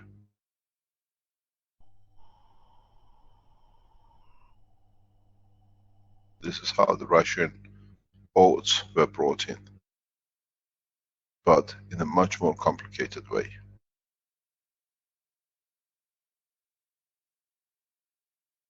This is what you need in a space to understand, to create shielding. It's not done for military purposes, but shielding, defense is part of, otherwise you will not exist in deep space. Can I come back in now? Yes, but let me just finish one thing, please. Okay.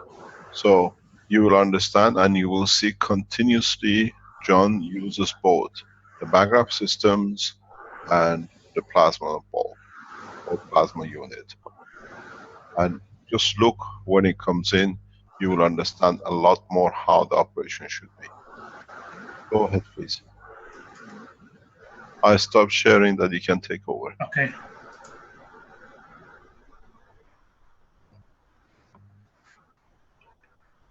Go ahead. Okay, I'm pulling up here.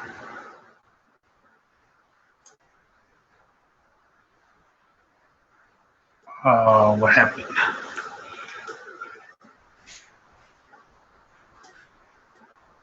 Are you there? Did I lose you? No, we hear you. Oh, you still hear me? Okay, good. Everything is okay. You're sharing the whole desktop, but that means you will not have a problems when you are switching the windows. We will see everything. Everything what you see on your desktop, we see now. Okay, do you see me right now? You see this video? Yes, experimenting with the fields. Okay. And the David is standing. Yeah.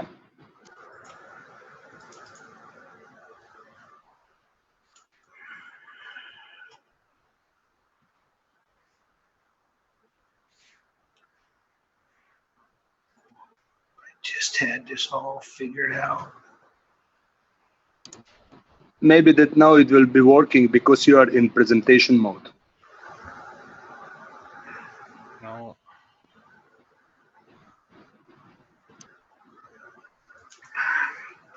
Let me try to fight through this if I can, please.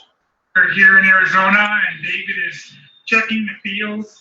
Okay, so Yeah, here. Okay, hang on. we see that.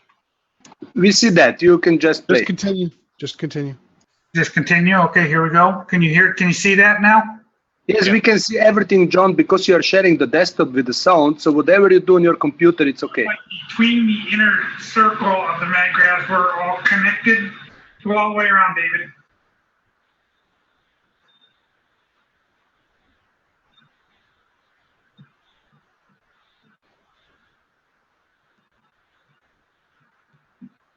Go all the way around and into the center. Everything's connected. Go ahead into the field, David. Step into the field. Tell me what you're feeling. Tell me about feelings. All of a sudden, you lost the signal when you stepped in, huh? You broke the signal. Just tell me what you're feeling now, David. You feel anything strange? Feelings.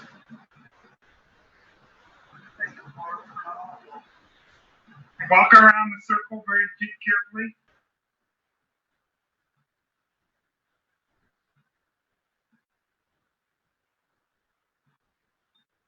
And then step into the center.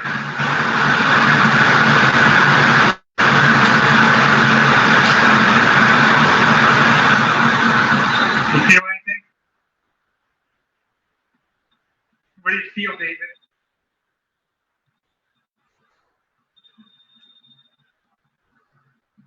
Tell me about the feeling. See you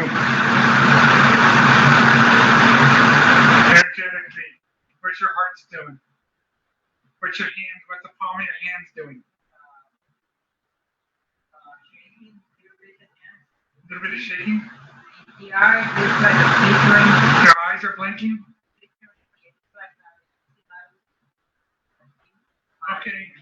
So now I want you to make a wish from that state right now. Just make a wish. Okay. All right. Good.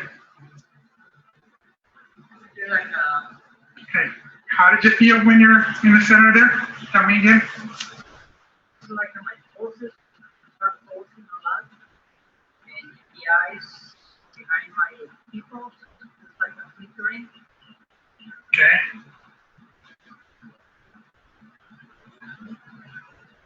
I can feel my Your aura. oh, You like- it's like my blood. I can feel the whole torrent of blood going. Okay. I can feel the flow, you know. Good. Good. Okay. Now check the field right there at the field strength. Since you stepped in the center, the field strength, you lost the field strength. Okay, go ahead and step out.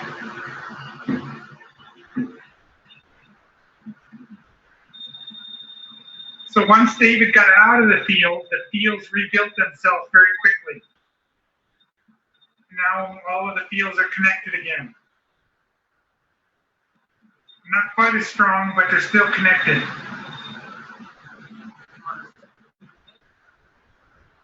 You just lost your fields. You just lost the fields. You got a little bit of field on the inside. Check the outside, see if you still got fields on the outside. We crossed the plane. You lost your fields. Now step out, and see if you regain the fields again. Yeah, you regain the fields as soon as you step out. Step in, you lost them. Step out, and you gain them again. So one of the things too we found is that when you hold these little reactors in your hand, your body influences them also. So that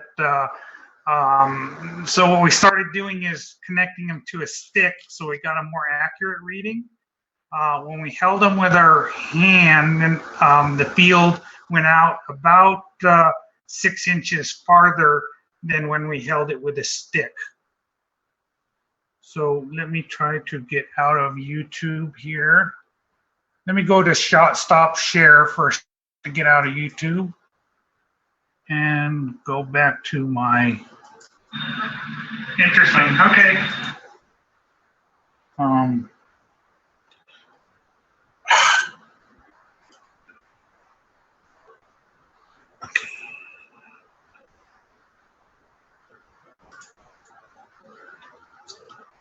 Okay, so that's that one. Let me scroll down to the next one. Okay, this one is interesting. Again, it's about feeling the feels.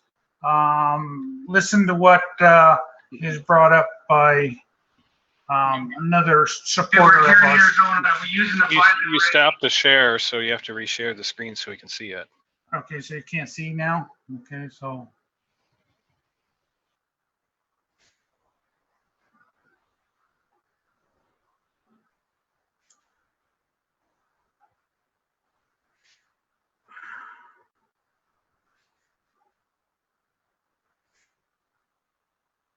Are you seeing it now? We see your PowerPoint. Okay.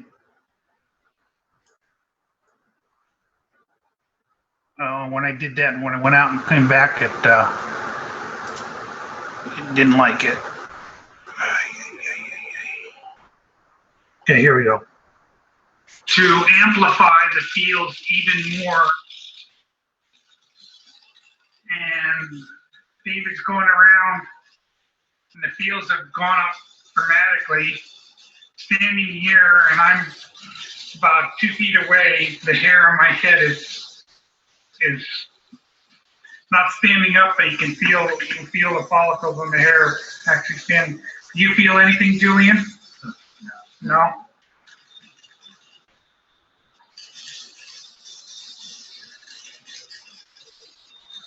Do you feel anything, David?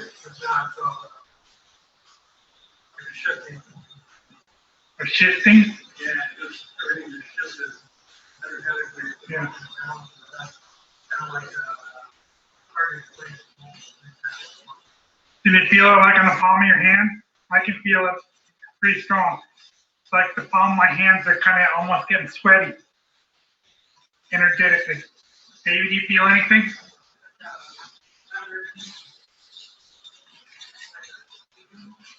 Tingling in your hands. Do you feel anything on the top of your head, Julian? Like the hair on your head? Yeah. Okay. So we were high, and we're about, what would you guess in terms of number of feet, David? We're about 20 feet out from the center.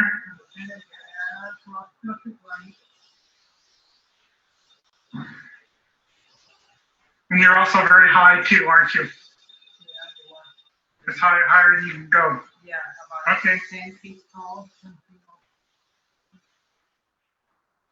Yeah, when I've caught reality or time shifting, there's a certain kind of things that occur. What I just saw over there briefly was similar to when I've seen things get altered in reality. Yeah. Like a wave kind of thing. It's hard to explain, but part of it is the balance. It's like, it's really hard to explain it because there's a lot of different pieces to it that. Okay, so at that point in time, we had two, you see these little black transformers underneath the magraphs? The last test was done with two neon light transformers. Those are high voltage transformers that are plugged into the wall. Now, at this stage, we have 6 of the transformers, and we're going to see what it does with neon lights, with a neon light. Okay, so here David is, now that we got these all connected together, you can see David's simply holding a neon light, and it's lighting up when it's touching the wires, or not even touching the wires, but it's just coming close to the wires. Okay, so that's a neon light test.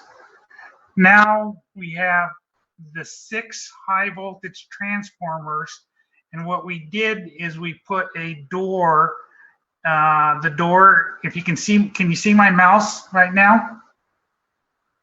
The door is actually wired right here by going from magnetical to gravitational and gravitational to magnetical. This was our first attempt at a door. And what we found out, well, let me play the video and you'll see what we found out when we tried to put our first attempt at a door. And these little things here are stands that we've now added into the equation to put rotating reactors on. And this centerpiece in the middle, this tripod, is going to be our call it our 4th reactor. So let me play it and see what you see. Okay, we're back here in Arizona again. We reconfigured our system so that we have 3 transformers on the outside and 3 on the inside. And these little boxes here are going to be our stands for our motor setup. We have 3 of those around, well, I only see 2 of them around the system. The other one's being mounted right now. So David, show us what the fields look like today. They're a little bit stronger than the other time. Before they were about 1.5 feet, now it's more like 2 feet out.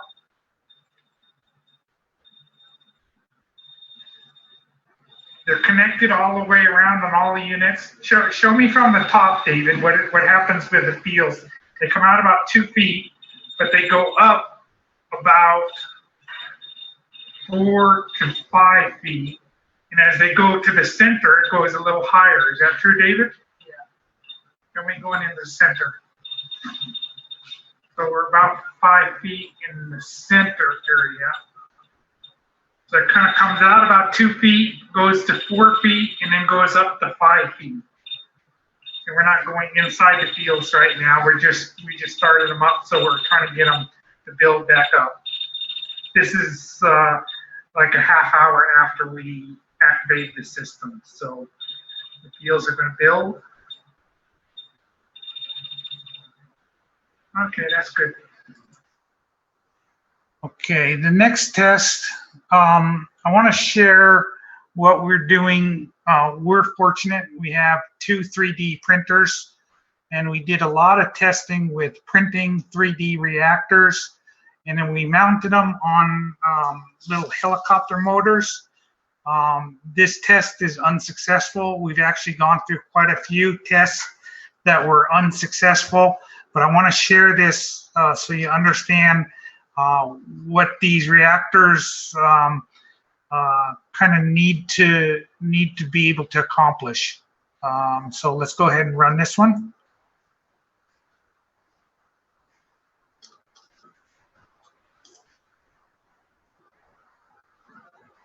And this one doesn't look like it's gonna go. Okay, so hold on, let me stop and try to go into YouTube on this one. I apologize for this, but this is the way we got to do it. Arizona, and we're checking out our reactors. Let's see how. You'll have to reshare your YouTube window. I understand. Yeah. I gotta do it all in order here.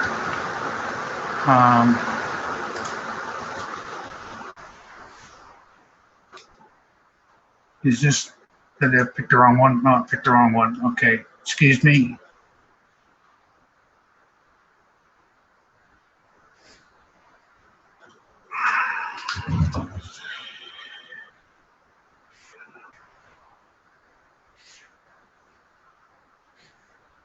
Okay, here we go with the YouTube.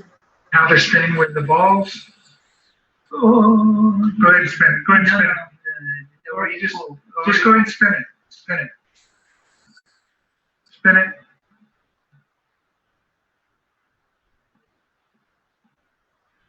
Spin it.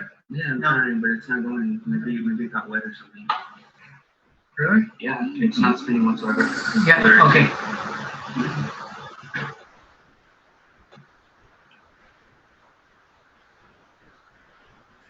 No, the scale is not good enough.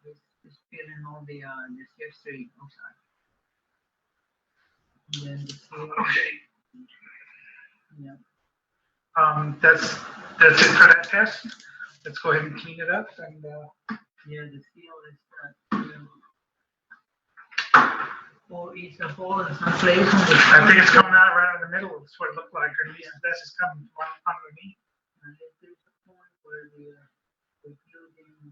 feel completely. How about the feel underneath?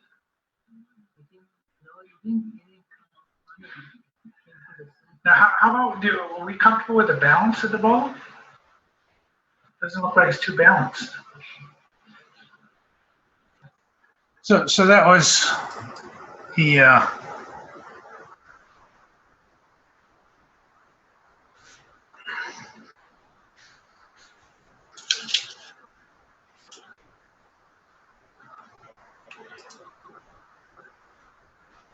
the test for what we were doing with the 3D printers.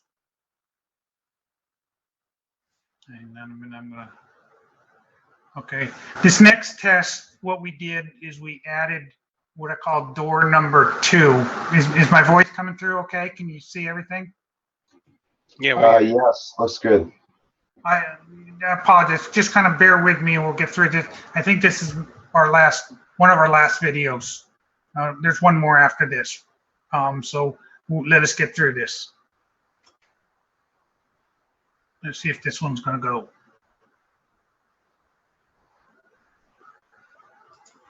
No, I'm going to have to go to YouTube.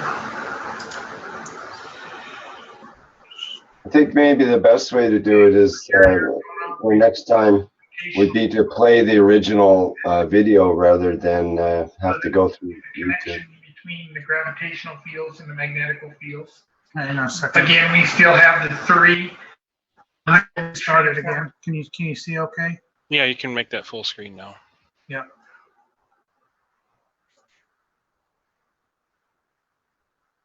Between the gravitational fields and the magnetical fields. Again, we still have the three high voltage transformers on the inside and three high voltage transformers on the outside. We're going to use the violet ray plasma generator. And right now, Paul, come here, the fields, come here. Right now, the fields are showing about a foot out from, well, they're connected between each other, but then they pull out and up about a foot each, right? Up, go like this, Paul. Yes. Okay, so we're about a foot all the way around, maybe a foot and a half. Okay, so now with the violet ray, we're going to amplify. Go ahead, we're going to start in the middle with the gravitational. Okay, Paul, now watch what the fields grow. Okay, so they grow quite a bit. Gravitational. With the gravitational, we're going, these little blue dots on the floor are at 12 feet out. So you can see with the gravitational field, we're about 12 feet out, and then we go, we kind of go as a donut. We go up, yeah, we go up over the top, and it's about 9 feet high. So David, what he's doing is he's zapping a plasma field on gravitational. So now come on out to the magnetical, David, and see what happens when we do the magnetical. So now he's zapping the magnetical field, which is connected. And all what happens to the fields now? We're still about 12 feet, maybe a little bit more. What happens? It goes down and then up about to the 12-foot mark. Now what happens in the middle? Keep going into the middle. Keep going into the middle. Come on in, find the field. So it goes way up. Oh, it goes way up. Big bubble. Now push it into the middle, over by the. Push it in the middle. Does it come back down? What happens in the very middle? Oh. So, no, right here. So find it in the middle again. So what? Oh, you're getting swallowed up by the fields. You feel anything in the center, Paul? You don't feel anything. You're right in the middle of the bubble, Paul. You're living in the bubble, and the bubble goes way, way up as far as you can go. Okay. All right. It's not. Okay, so we're going to try it one more time. We're going to go to the gravitational and see the difference between the gravitational and the magnetical. Okay, so see how it goes. What do you see in Paul? It kind of goes like out and then up. This is the gravitational field now that we're talking about. We're measuring the bubble. Okay. And that's about as high as the gravitational goes. It goes all the way up. It goes as high as you can in the center. Very high, very high. Okay, high as you can go. Okay, so that was the gravitational field. David, pull it off to the magnetical field again and see what the difference with the magnetical field looks like. Okay, so now Paul's pulling it back. Go low and come up. Find it low and then come up. Okay, now it kind of bubbles out to 12 feet. Keep going. What happens is it going up, go up. What happens is you following the field. So the magnetical is not as high. It's not as high as the gravitational field. Except in the middle, it is as high. Okay. So it's got a different shape to it. The magnetical field has a different shape.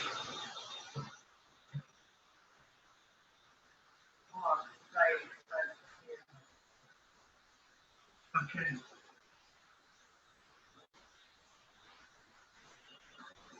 So that's the essence of that particular video. What we're trying to do is compare the two, the magnetic and the gravitational field. So let me.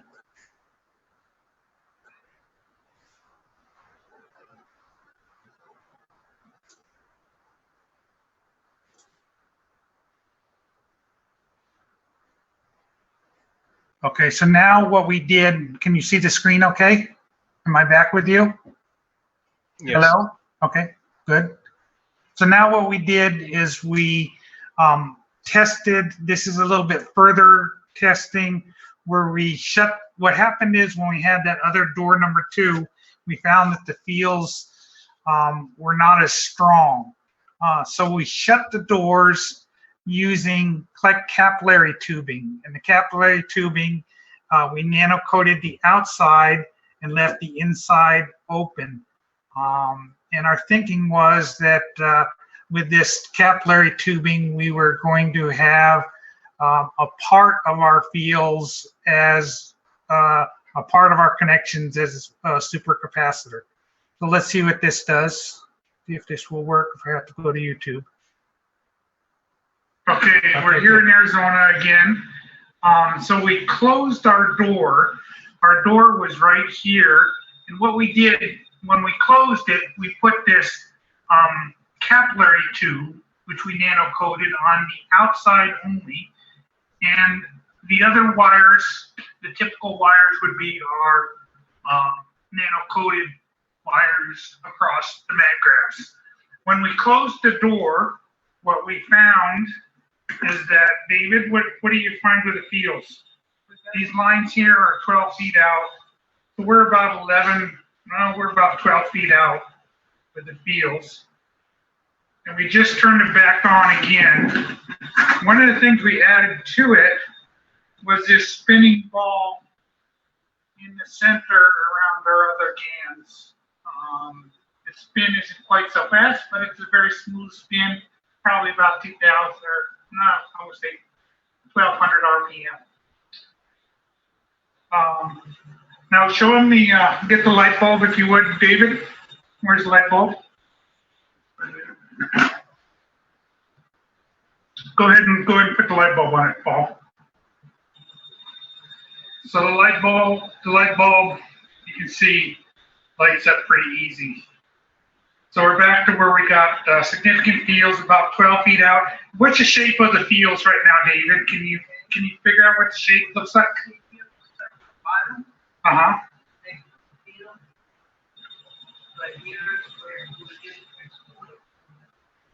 Yeah, you can't go underneath the thing, but it comes out about 12 feet, and now what's it doing? Okay, and follow it up and in. Oh, it goes pretty high. Okay, so there's where it's starting to go in, probably about 10 feet high. Go into the center now and see what's happening in the center, David. Go into the center of the field. Be careful with that ladder, open it, close it all the way up. David, watch out with this ladder. Let's open it all the way up. I don't want you to fall.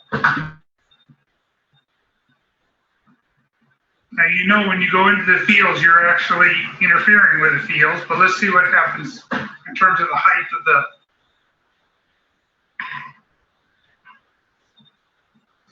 So this is a 6-foot ladder. He's on 6. Oh, what happened? It just collapsed. Oh, there it goes. Is that thing working, Dave? What's happening? The field just collapsed? There it goes. There you go. David, is that thing working right? Yeah. Seems like the field's collapsing. The field, you can get here the toroid is coming this way. So it takes the field still going. Okay, maybe it's because we got so much action within the field and we just started it up. Okay, so come on out of the field. Okay, so that was that one. John, Yes. just ask you a question because it has to be clear. In the last test, you didn't have that plasma maker machine there with a ball on it. Correct. And still we had 12-foot fields. Yeah, so it shows that the system on its own is creating the fields. Yes. Yeah. Okay. Carry on, please. So the whole thing was once we closed the door, we got the fields back. So we're finding that we can amplify them out to 12 feet with these neon light transformers that we've added into the system. So we showed back on the other one. This is the last video that I'm going to show. So hopefully that dancing will stop. The last video we showed it 12 feet out. In reality, let's take a look at what happens when we do it with dowsing. David's dousing the fields. Show me a little dousing around here. Okay, and you're dousing to find out the size of the fields. This is a 12-foot mark right here with the lines here coming into the field. David's starting out about 20 feet back. And right here, David finds the fields with the dowsing rod at about, right there it goes, 18 feet. 18 feet out. Or maybe more like about 20 feet. So David's way back here. And you can see the 12-foot marks. One of the other things that we're doing here in testing out the fields is we put a radio at the 12-foot mark to see if we get interference with the radio. We just started it up today, keeping it on low. Okay, so that's kind of the end of the YouTube videos. I have a little bit more to the presentation if I can. So what is our understanding of what we've kind of learned from these testings? We've learned that when the real money is in amplifying the fields and opening up the plasma fields. And the tools that we use are GANs, transformers, crystals, coils, those types of things. We need to control the amount of energy to both the magnetic and gravitational side. The gravitational side, we now know, keeps the fields grounded, and the magnetic allows the fields to be attracted outward. We control the field plasma with the two of them operating in harmony. So now what we're seeing with these big fields is we're seeing field plasma. We'll need a door to enter. The door is created by using an infinity loop between the magnetic and gravitational in the inner and the outer circles. There's more than one way to open up the fields. Just when you think you know it all, there's a new way that's presented. So one of the things I keep everybody advised of is to keep an open mind, because there's always going to be something new to share.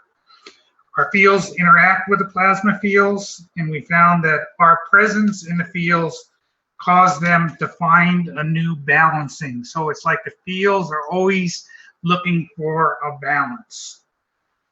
When we send love, we receive love. This can be done with our magravs, our GANs, our friends, and our intentions. So I have one more slide, and we'll. So in closing, you know, as we look around the world, there's a lot of areas where we see hopelessness and despair. We can change all that and bring about a future where everyone can thrive.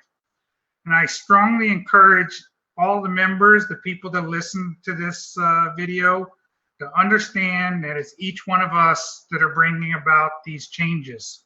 Every time we share kind words, good deeds, or simply be an example of peace, we bring the collective closer. I love the quote from Mother Teresa. We feel that we are just a drop in the ocean, but the ocean would be less because of that missing drop. So we all have a role to play. If just one person were to come forward and share the key to unlocking this plasma and share it openly, the future for humanity would change dramatically. I hope you all understand what it would mean for all of us if we were able to open up the doors, that understanding that we are not alone in this universe and that the truth can no longer be hidden. I encourage those in the various governments that are listening to this to come forward and join with us in the changes for the world and the betterment of all. Let us all share these technologies that were previously hidden. The time for hiding is gone, and the time for openness is here. To all the listeners who have been on the sidelines waiting for someone to hand you the keys, know that it is our time to shine and to find the role that resonates in your heart to bring this information to your communities in whatever way you feel comfortable, that the doors might swing wide open and never close again.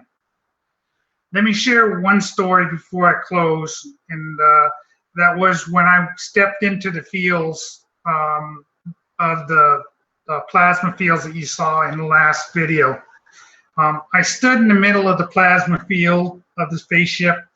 I closed my eyes and I connected to the universal field. I sent out love and gratitude from the depths of my heart, and I asked the universal family to come and join me in this safe space.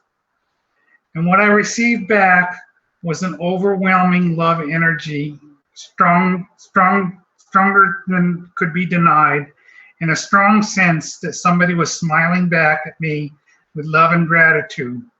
Help us kick open the doors to disclosure and more. And it's time for us to make that change that we all know we need so desperately. So that's my presentation. I'm open for questions. If anybody has questions, would like to ask me about any of the work that we've done or are doing, that's open for fair game. Let's keep it to the subject of spaceship type discussion if we can now. Does anybody have any questions for me? Thank you very much, John. Let's have a look here, and I'll note that there's 113 viewers in the Zoom. If there's somebody in particular that has a question for John, they can either put it in the chat or they can put their hand up, and I can promote you to a panelist so that you can speak. John, this is Master Rashid. Oh, hi, my friend. John, this is Master Rashid speaking. I have a question for you. Yes. You used a detector, and I'm wondering how we can have a simple detector like that, because it's a very useful tool to have for many of us, I'm sure. And so if you could share for us some more information on that one, that would be great. Thanks. These are very, very simple detectors that almost any electrical store has. The cost of that little detector that we were using is somewhere in the neighborhood of $7 to $8. Walmart sells them, so do all of the hardware stores. We like the ones that have both the light and the sound detection, and the one that we found just happened to be one that gave us a good signal. So those are readily available. What you're doing is you're detecting energy fields. They're used for checking whether you're getting power out of your electrical outlets as well. Let me explain or add something to this. These testers are tuned to specific bandwidth of a strength. So they don't show the full spectrum. That's why when they use these little lights, you see that about 12 feet. But when they use the dicer, which is a different way of detection, it goes further on. So you got to realize these detectors, depends which one you buy, have been designed to detect certain amount of fields, and that's the boundary of the limitation of the system. That doesn't show the full spectrum, and when you see the dicer when it was used, is much further out. You see the reaction. Yes, so that's correct. this is something you have to understand. These are specifically tuned, adjusted for that. So if, for example, you can buy a variable of it, you see the field goes beyond 30, 40, 50 meters. So this is a good indication that where the field at the strength which that unit has been built, and most of them are specific now, more or less fall in the same category within a few difference. You might buy from one brand, it will be 2 meters, the other brand will be 2 meters 30, and that kind of thing. One of the things that we found also that was interesting is we found that we could send the field outside the building through the window, but it didn't like going through the wall of the building. What is that video? I've seen it. It was live. It's one of the videos. I tried to pick out the ones that were more relevant. Yeah. There is a video somewhere that we see a donut shape, a full donut shape of the field. Yes. And if you can dig it out, maybe Arman has in the background a copy of it. There is a video where you actually see the full shape of the spaceship, where the ladder has been put outside and they go on it and you see the shape. Yes. We don't see those videos here. If Arman, you have it in the background, you can dig it out, we can show it. As you saw in the last video, you see the shape of the spaceship, where he tries to put the detector is not straight out square, it has a curvature and it bends back up. Now, for those of you who are testing, need to solidify this field from actual field, understanding the interaction of the cores. The 18 MAGRAP system, this is what we showed about over a year ago in Valletta, with the system which Marco showed. These are those little walls. Now the structure is fixed. This structure field is fixed. Now by changing parameters, or as you saw John put one single core in the middle, one single rotating core in the middle. By now changing that single core, moving it up or down, or changing the speed beyond 5,000 to 7,000 RPM, you should start seeing at this boundary which the 18 MAGRAP system has set up, you should start seeing flickering of light at the structure. As we said, in a space, if any of the reactors fails, this 18 core system is embodiment of the piece of the collection of the fields. So now we have set out the boundaries. Now this is what we call the outer skin. We have found if you don't change any more parameters, fix the system as it is, now you have to put the star formation motors in, and that system in the middle should be somewhere where the magnetical gravitational field is. Then you start seeing the structure. The parameters is dictated by the 18. We cannot change it anymore. If you don't change the 18 pieces, fix them, tape them down, they have to be fixed to the floor, because you might not see it, but if the field strength comes and one of them moves 1 or 2 millimeters, you lose your field. Now you have to fix the platform and fix the MAGRAP units to the platform, that they don't move anymore, because now you created the shape, you created the spaceship shape as we see it, especially in the last one. Arman can find the other videos which we have, we've been monitoring and developing.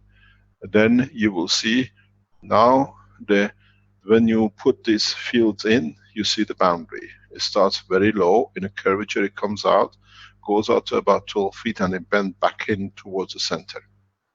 So this is the shape of the spaceship. The fields of the spaceship created by the 18. We need to bring the two other layers in, which is the 3 reactor positions, the dynamic, and 1 center one. In doing so, as I repeat myself again, we should see the flickering and then solidification of the wall of the spaceship. The next step is the star formation. And if the reactors are fixed that they do not move, we will see lift. Go back to the teaching of the Sensano, where we had the star formation on a platform hanging, and we saw its rotation coming up and going down. Now we have fixed the wall, we have to repeat the same process. The cores, dynamic cores, have to be fixed. The top reactor has to be fixed. The speeds below 5,000, you will not see reaction. There is a reason for it. RPM is equal to voltage difference by order of magnitude in the strength of the plasma. Low fields do not yield because it doesn't have enough strength to bring all the fields together. You saw something else which is important.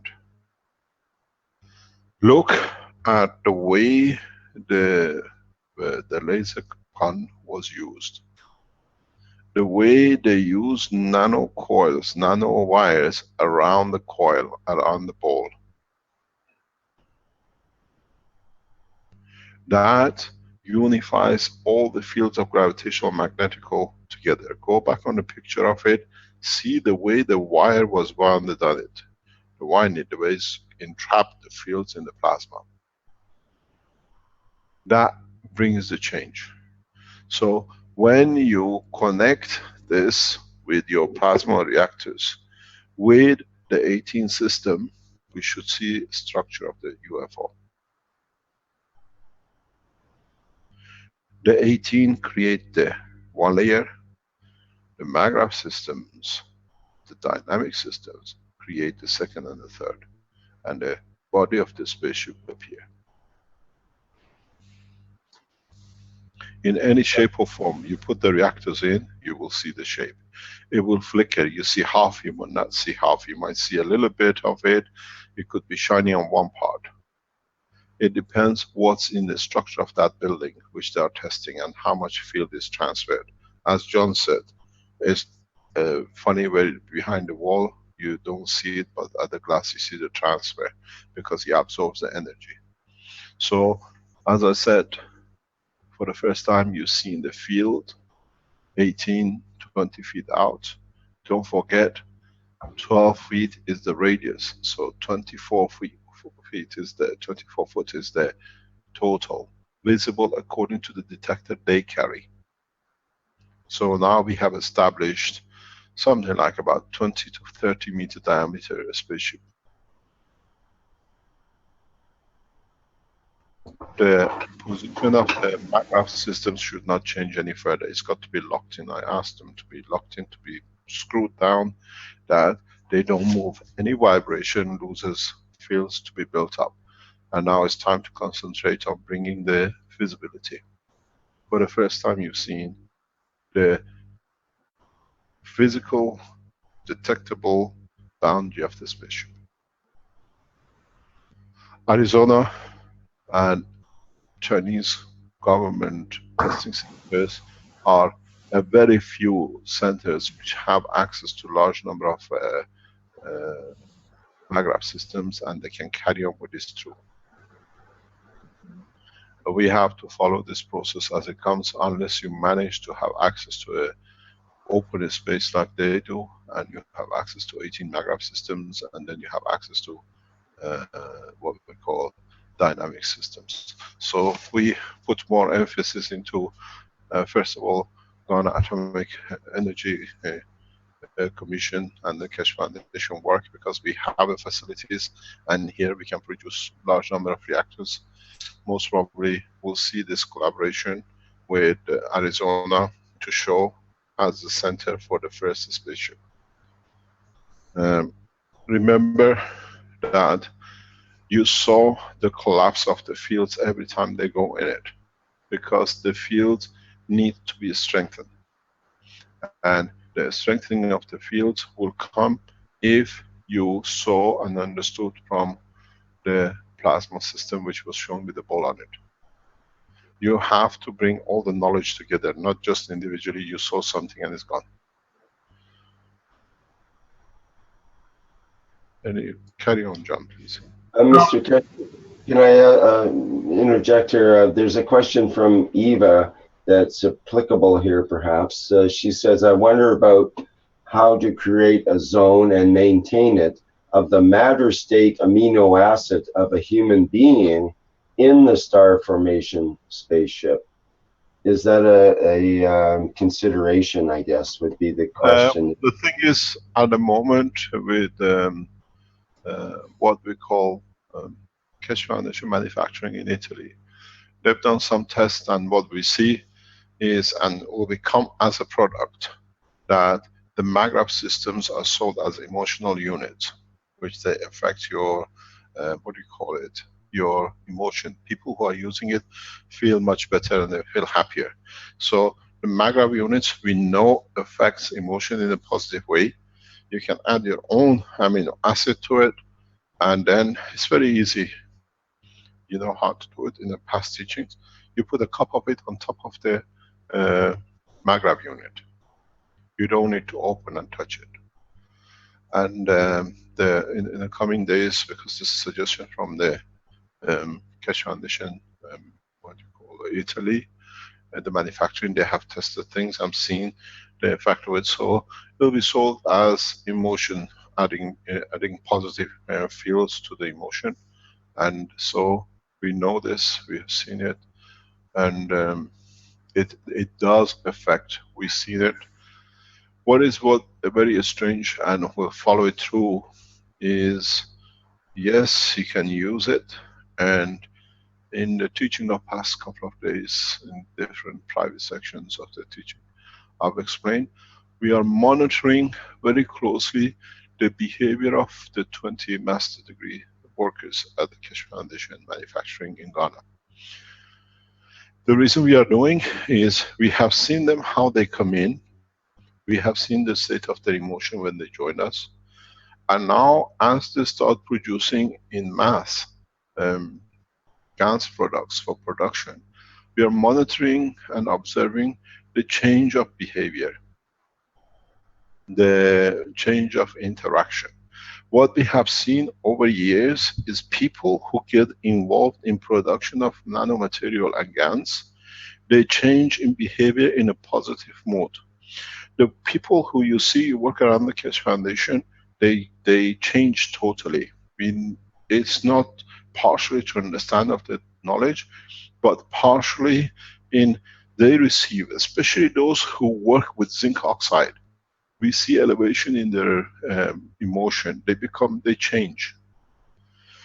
The people who worked only with nanomaterial like copper oxide to make gas of CO2, we see a different behavior. I have observed this very quietly for a few years. And we see the ones who go into the next step to make zinc oxide, they change in a very drastic, dramatic way that they feel more confident. They see that there is no boundary in the change of the knowledge.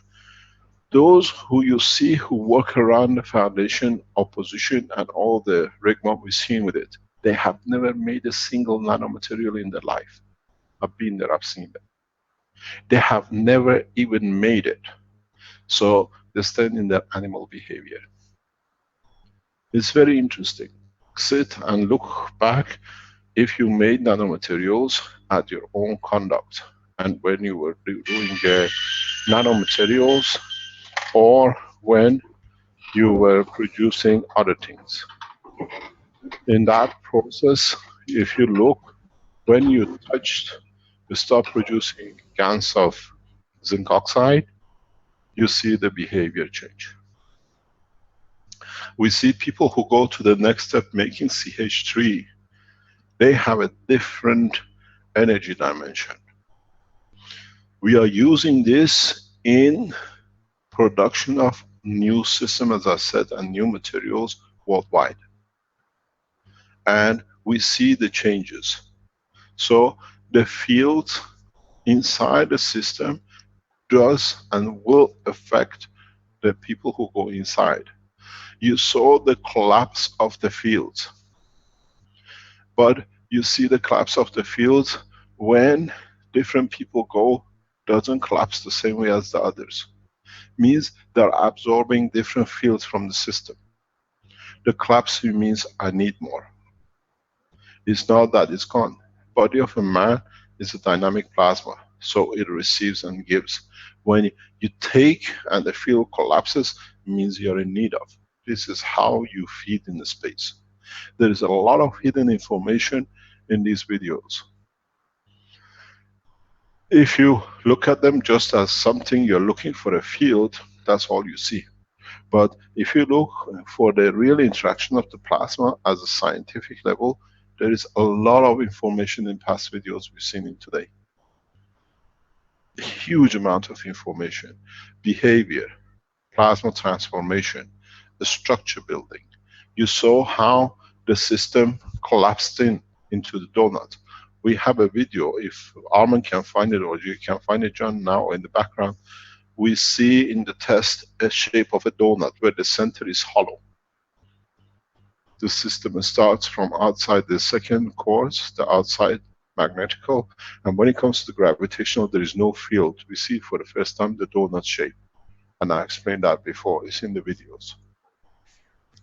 So what I said, Arizona moves to become the center of the space development. This was the wish of Armin. Now he's received it, but now he's got to develop it. He wanted to be the first man in the space.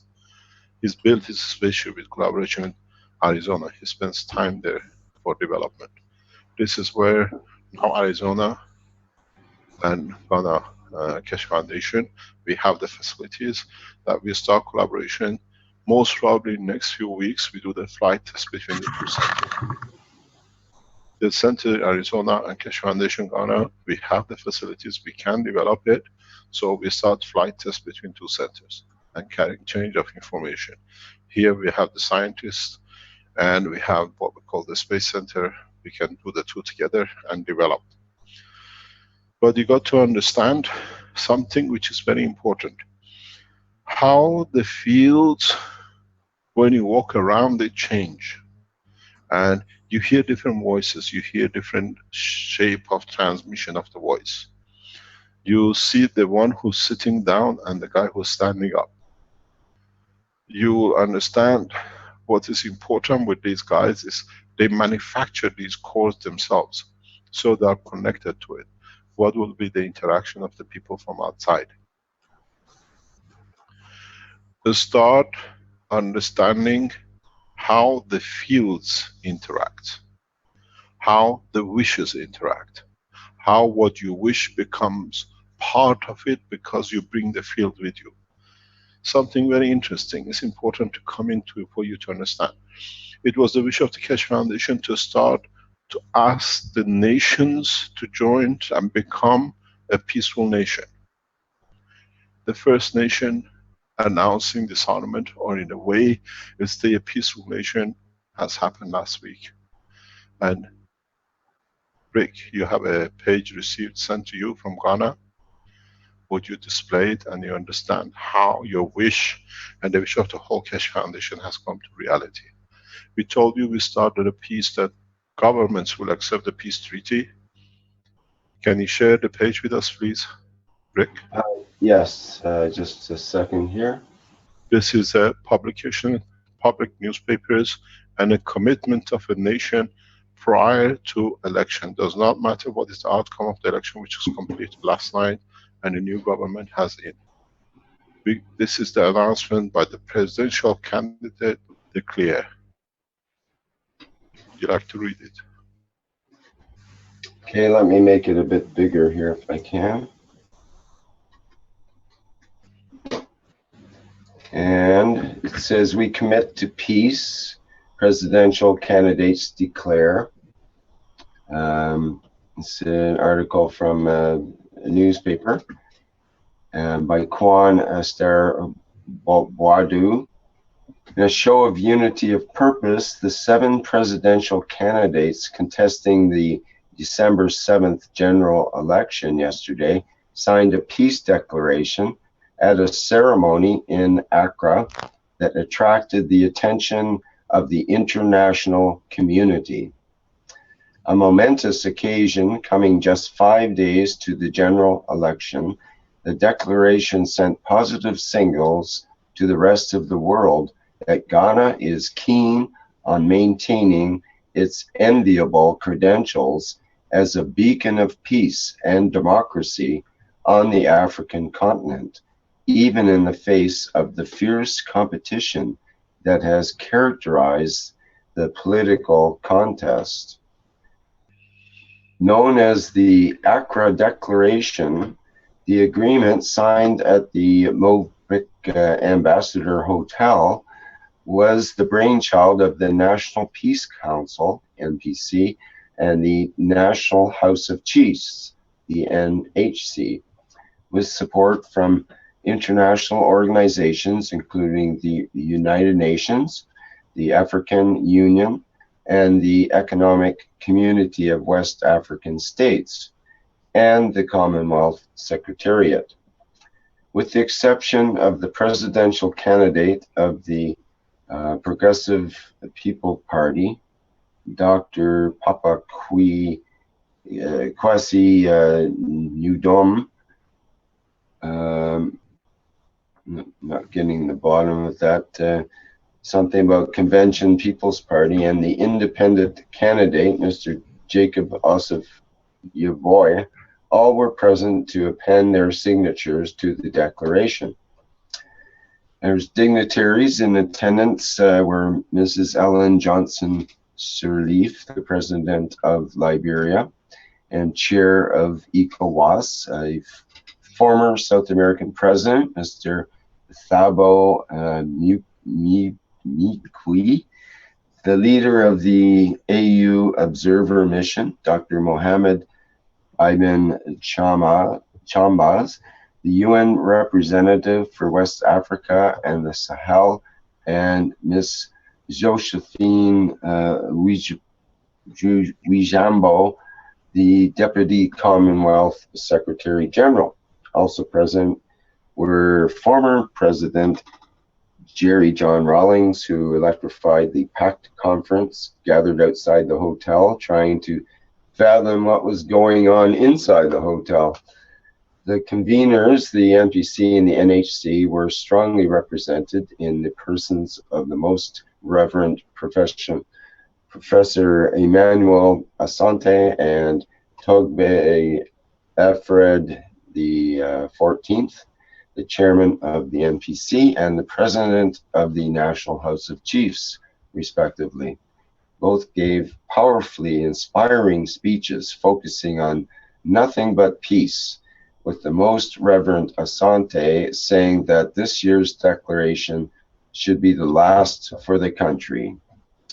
The declaration: ahead of the forthcoming elections of December 7th, 2016, we shall forcefully and publicly speak out against all forms of electoral violence, whether perpetrated by members of our political party or other political parties. We will seek to collaborate with the police service and allied law enforcement agencies to professionally discharge their duties without fear or favor. We shall conduct our political campaigns in such a manner that the ability of the police or other security agencies to perform their, not sure if I'm able to get that on this, perform their duties, I believe it says, but the bottom's cut off. Yeah, we post this on. Thank you very much, Eric. We post this on the Keshe Foundation website. You can read it.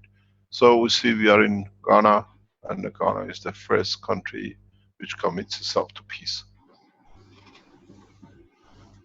We were in Rome when we received the peace agreement between Russia and the United States in respect to Syria. And now we see the same. We are in Ghana, and what was the wish? of the Keshe Foundation has come out into fourth. We commit to peace. And we'll see this to speculate to the other countries in Africa, which one by one will join. I am in Ghana, and we see the way the pattern is set. It is important that we push through technology, to delivery of technology. The Keshe Foundation will support the new government in every aspect to deliver the technology that creates peace within the nation and within the West Africa, and then Pan-Africans. You got to understand is, as I said, our wish is our command. And when you're in the spaceship, if your wish is peace, will bring peace to the where you are and amongst the people amongst you are. And this has to go into the next step. This, when you ask how can you, what will do? John has a peaceful behavior. John has a peaceful soul. And it had to be him. When we met in Rome, I explained to him that he has the total freedom. He doesn't have any shackles. It's him who decides, and now we see the achievement since he's come back from Rome to Arizona. And we'll see the development. It's what we have to do. There is no choice, but we can now influence the systems. And we can influence the conditions. And we will see, we take this as we are in the position we have to understand the interaction of the fields of GANs. Mr. Keshe, yes. Can I ask a question from Anonymous in the Q&A here, which is applicable, I think, to everyone who's experimenting with their reactors and these fields and so on. They ask, what do you do when you are working at something and bad feelings appear and you are not in the strength to continue working? In a way, you disconnect from the work you are doing and you cannot feel it anymore. How do you go back to the point of trust? And is it okay to continue working like this? Or is it going to affect the system you are building? When this happens, it happens to me many times. It means you are not ready for it. It means you wanted it, but it's not somebody put a bad feeling to it. It is your own soul which sees you are not ready for it.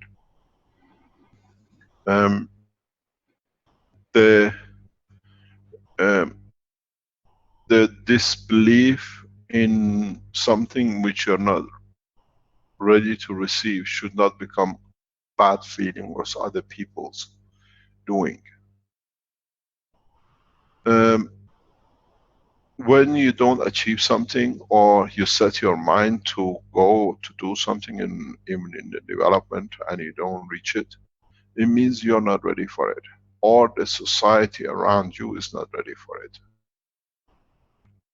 Doesn't matter how you push it. Happens to me many times.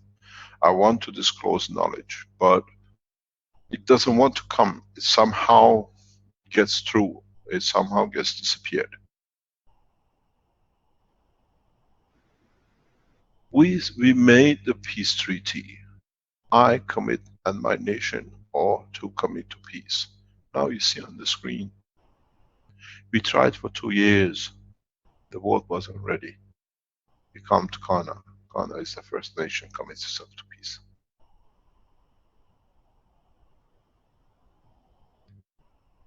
What we set, we achieve, but within the boundary of what the rest are ready to accept.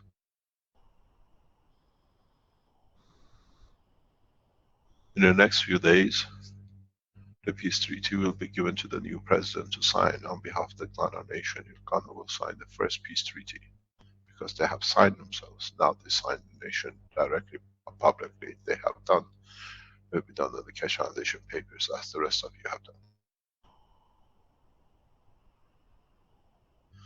We have to understand that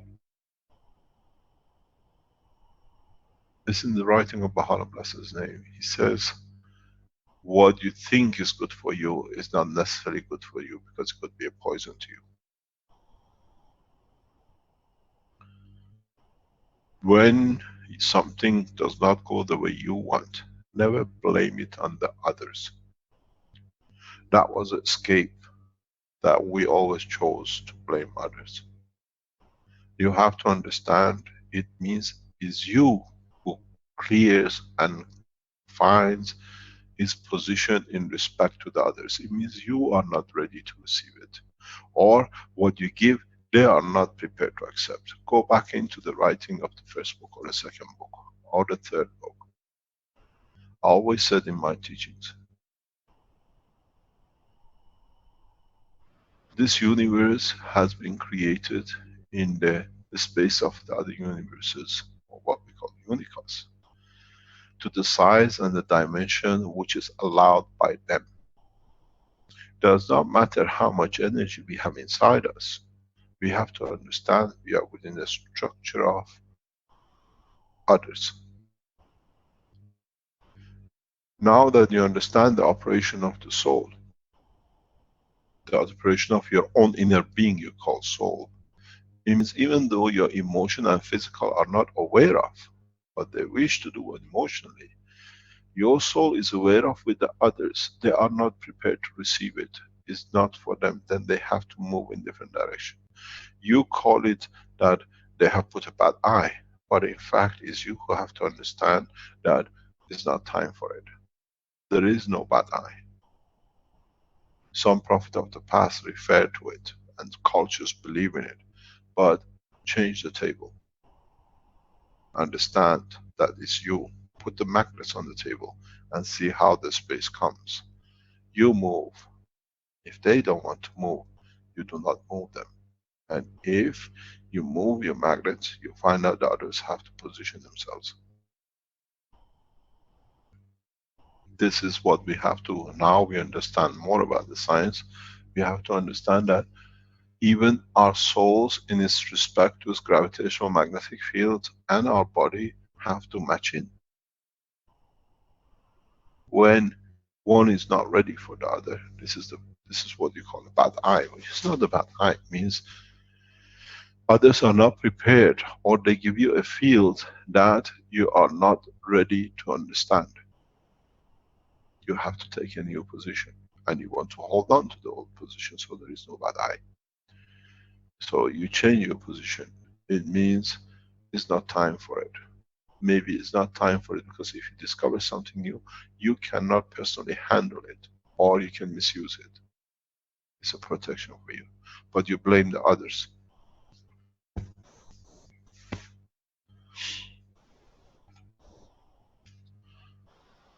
Any other question? Keshe, good morning. Morning. This is Aza from New York. I have a question.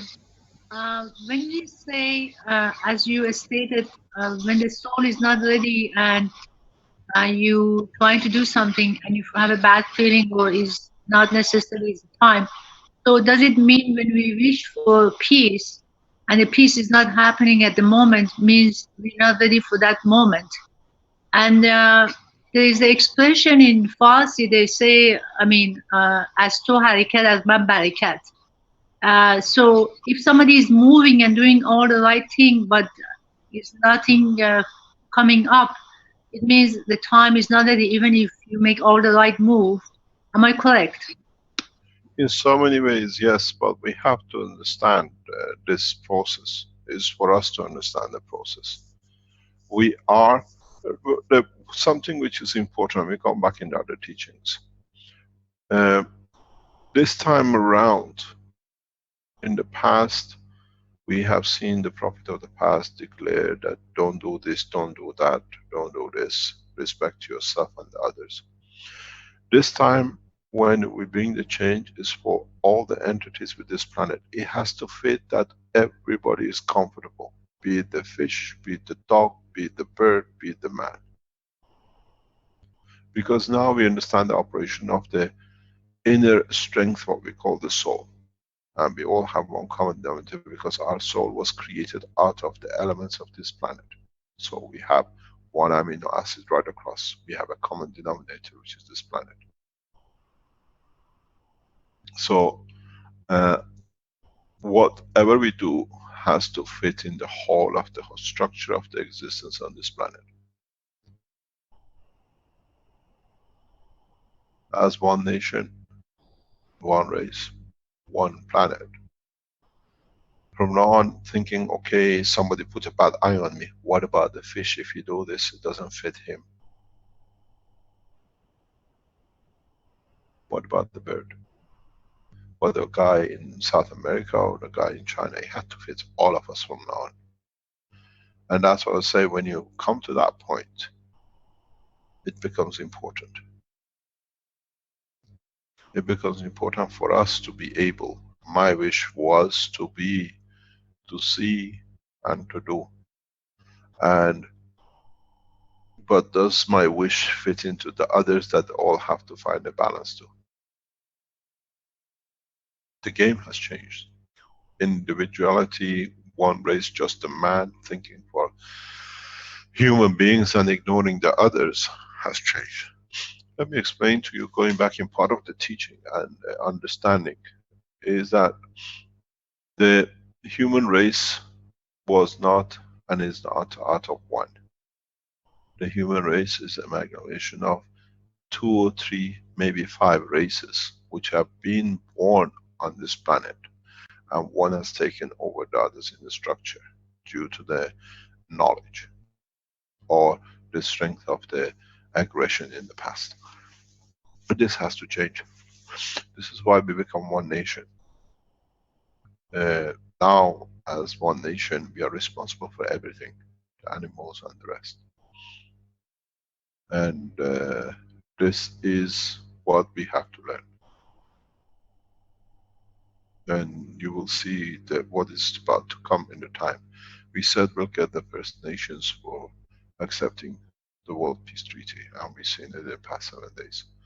And the new government will be signing itself into the World Peace Treaty.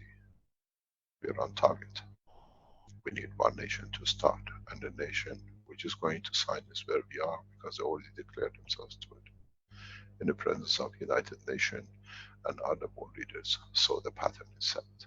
My wish is my command. We have wished it, we have achieved it. And it had to be where we are, not another country, another position. The world leaders are ready for peace, and Ghana has set the first stone. In the coming days, the papers have been drawn up. Another world leader will sign into it. Those who are close to the foundation, they know exactly what's going on.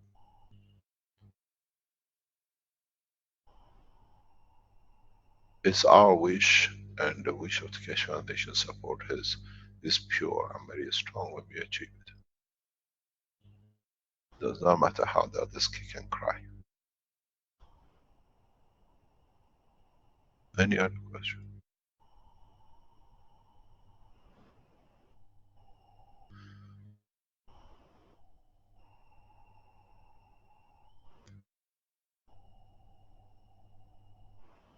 I think we have several other questions here. I'm wondering if there's anybody that wants to actually speak right now. Arman, have you managed to find any of our, John, the videos which you stand on the ladder to show the size of the field in the lab? If you find it, or the donut shape one, can we add to it, please? I think those are nice to see, that people can see the full structure. You know, it's very difficult for us to find those because we had about 15 or 20 different videos, and I have to watch them all. They're private; they're not on the other channels, so I can't find it readily. And I think Armin would probably have the same challenge if he was to try to find it. You would have to watch a lot of videos to try to find exactly the one that's appropriate. But basically, what happened was there was if you can imagine, there was much more of a donut shape where the fields came down into a toroid, and it had to do with a video that we put out where we were at about the 12-foot mark with the fields, and you know, there wasn't a whole bunch more to the video other than when we found the height of the video or the height of the fields, we were trying to gauge that for where we would set our center reactor so that we got it at the correct height. So try to find it for next week. We can show it in addition, because the space program, spaceship program, becomes gradually the main focus of the teaching. So one more thing that I'd like to share with everybody, they didn't see, or it was hard to see the inside of those magraphs. We're not using any capacitors with them. Once we get past I'll say the first is plugged into the wall, and then once we get past the first transformer, which are neon light transformers, everything at that point becomes DC energy. So we have the ability to do away with the capacitors and go direct wire to wire. And we can also do things like move from magnetic to gravitational fields relatively easy. We can control the flow of the fields, which is important. Thank you very much. Armand, is there anything you want to add in the background? Is Armand around?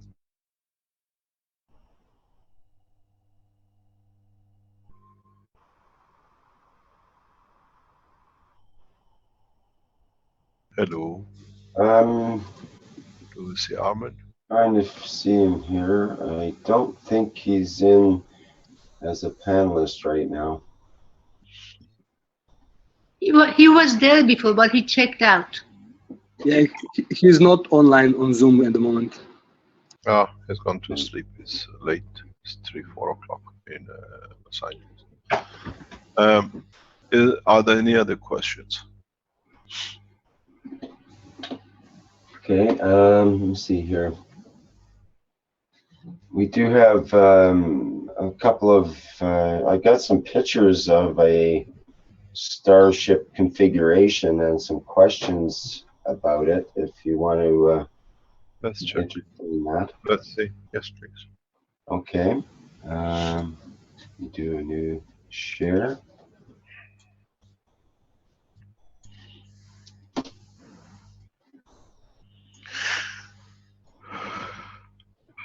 Okay.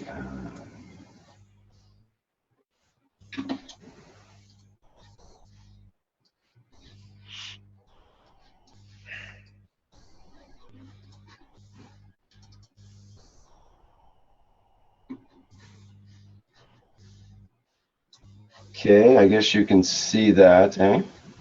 It's come through okay? Yes. This is Mark excuse me, Mark Henry, and he responds, "Hi Rick, I've been watching your plasma group and working in the background on different aspects of this technology. My job limits my time to join your group live, but I can make time in the future. I've attached a few photos for your records because of some questions I have regarding the next steps in this process. You're welcome to make these photos and email public." So he says, first point, all 23 motors are DC 18,000 RPM rated. There's 5 separate speed controllers, and the acrylic cores that we see here are placed on the motors only to see their placements, and the ball sizes and material and the GANs mixture and single, double, or triple cores have yet to be determined. So there's this picture. I can just stop. Okay. What we see there is perfect in choice of material for you to fly or to be able to achieve to see effects. You have 2 cores.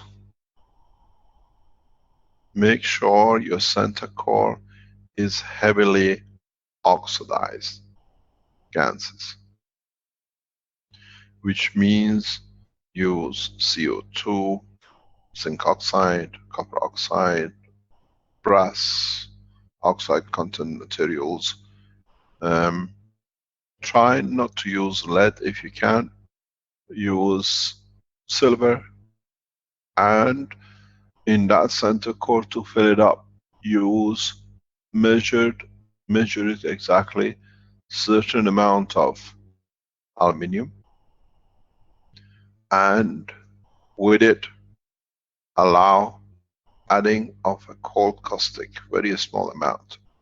Crunch the aluminium foil and let the caustic inside. Add about 5% of CH3 to it. That should be the combination of your center core. What happens is that the aluminium has a reason in that mixture. If you use the gans of the material or you use the liquid plasma of the gans, I'll explain to you exactly why and how things work there. The CH3 gives you the energy. The caustic in conjunction with the aluminium will give you the additional energy to make it more interactive, where the hydrogen gives and where the oxygen takes, and this creates dynamism. Your outer core should be consist of CH3 and aluminium foil in different quantities as you decide, with addition of some caustic. The same process starts where in the reactors at the moment you build, the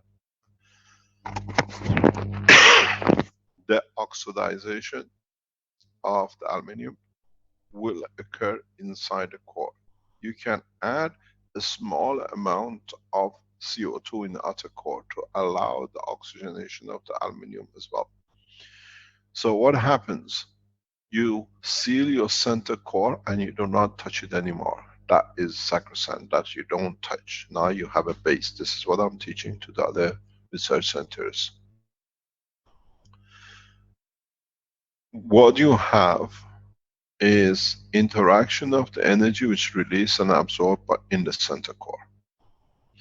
You have the hydrogen as a link connection. You have aluminium in the center, especially if you use some GaNs of aluminium and some, because now you have to realize your aluminium is in a GaNs state in the core because it physically exists. You don't have a plasma of it. It's a physical material. If you allow some GaNs material in your inner core before you seal it, like zinc oxide and the other, go back into the blueprints of the Keshe Foundation. I checked this again with the Innovation Center and the blueprints this week for confirmation. If you go back to the original work, when we start showing the first things where you could see the bubbles of GaNs rotating, going up and falling off, in all of them there is aluminium. So now in having aluminium in the outer core and you're having aluminium in the inner core, this gives the dynamism as they try to move the dynamism of the center core in conjunction with the outer core. You connect with the CH3 the field transfer. With the physical existence of the aluminium in oxide shape becomes a GaNs of itself and in inner, and being dynamic in more rotating in the inside in comparison to the other nanomaterials, GaNs materials inside the inner core, you create a rotation and motion without any motors. In a way, if you look back, the olden cars, we used to have a handle turning to start the motor. If you remember that far, or if you've seen it in the movies, now the aluminium becomes that handle. But initiates from the center the motion. As the bubbles of aluminium try to come up, they tune with the one outside because they're made of the same. And you see the rotation. Do not touch the inner core any further. If you don't see any motion or rotation in the center, it means now instead of less measurement, because we do it in one innovation center. For the center, you choose, let's say, 2 centimeter by 2 centimeter aluminum foil you put in there. You have to remember, go into the, what do you call it, mathematical calculation, and you see the volume of, if your inner core is 2 centimeter and your outer core is 5 centimeter, it's a huge difference in ratio of the volume. So by order of magnitude of the amount you have, if you had 2 centimeter by 2 centimeter aluminum foil in the center, in the outer, by the same ratio of volume order of magnitude, you have to increase the size of the aluminum. Don't do it necessarily all in one ball. Cut it into 4 or 5 pieces, that the reaction can be. But be careful, there is a heat production that it can loosen your joints, or what you call the seals. Some of these plastics don't stand the high heat, they melt. Or they start leaking. The leakage of the material, mainly CH3, you see first is because it goes to the boundary. That is an element CH3 which hits the boundary. It goes by the order of magnitude, the heaviest goes outside. So the first leakage you will see is the CH3. You'll see an orange if you have a CH3 or a plasma CH3. The first liquid contains the heaviest elements. So it means that the field inside the inner core is pushing. You need to reach a minimum of 5 to 7,000 RPM. This is crucial. Those of you who work on the below speed, you will see no result, you get disappointed. This is due to the fact of the potential difference, or what we call the plasmatic magnetic field difference between the magnetical and gravitational. So that has a limit of ignition. It's just like till you don't strike the match at the right temperature, it doesn't come on. This is what you have with your system. You need to lock, you need to concentrate, the concentration of the field, which is important. So if you don't see anything by the order of magnitude, you increase, instead of, let's say, inside you had 2 centimeter by 2 centimeter aluminum foil, outside you put 8 by 8, and you don't see that much result. You don't touch the center. You open the outside, and this time you go by 10 centimeter, 10 centimeter. You go 12 centimeter by 12 centimeter. You go the next one 16, till you start seeing reactions. Don't forget all the time, you need NaOH, which the oxygen from the NaOH will give you partially the oxidization of the aluminium GaN you want. So you create your alkalineness by the conversion of the aluminium to hydrogen and creation of the aluminium oxide from the NaOH. The the sodium Na will become itself part of the system. The hydrogen becomes part of the plasma. And this is the process you will see. You have to add slowly, slowly, till you start seeing the center ball lifting up to the center and it start rotating on its own. And then you increase the amount of the aluminium, again another further step, till you see the rotation. Then you see, once the center core start rotating on its own, it means you can switch off, disconnect your motors, and you will see the two balls will start reacting. You disengage your motor from the power, not from taking the balls off. And then if you can achieve, you find a balance between one core, the rest will show the same, and then you will achieve your whole lift and structure. You have to follow the procedure, otherwise you will not get there, and then you get disappointed. We've seen this over time. A lot of people try it, but they don't follow just because it's there. I've even noticed that with our own people.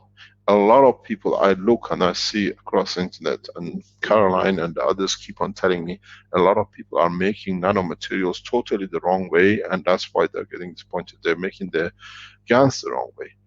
Please follow the procedure we set up in production of the GANs, in production of nanomaterial. Do not touch your nanomaterial.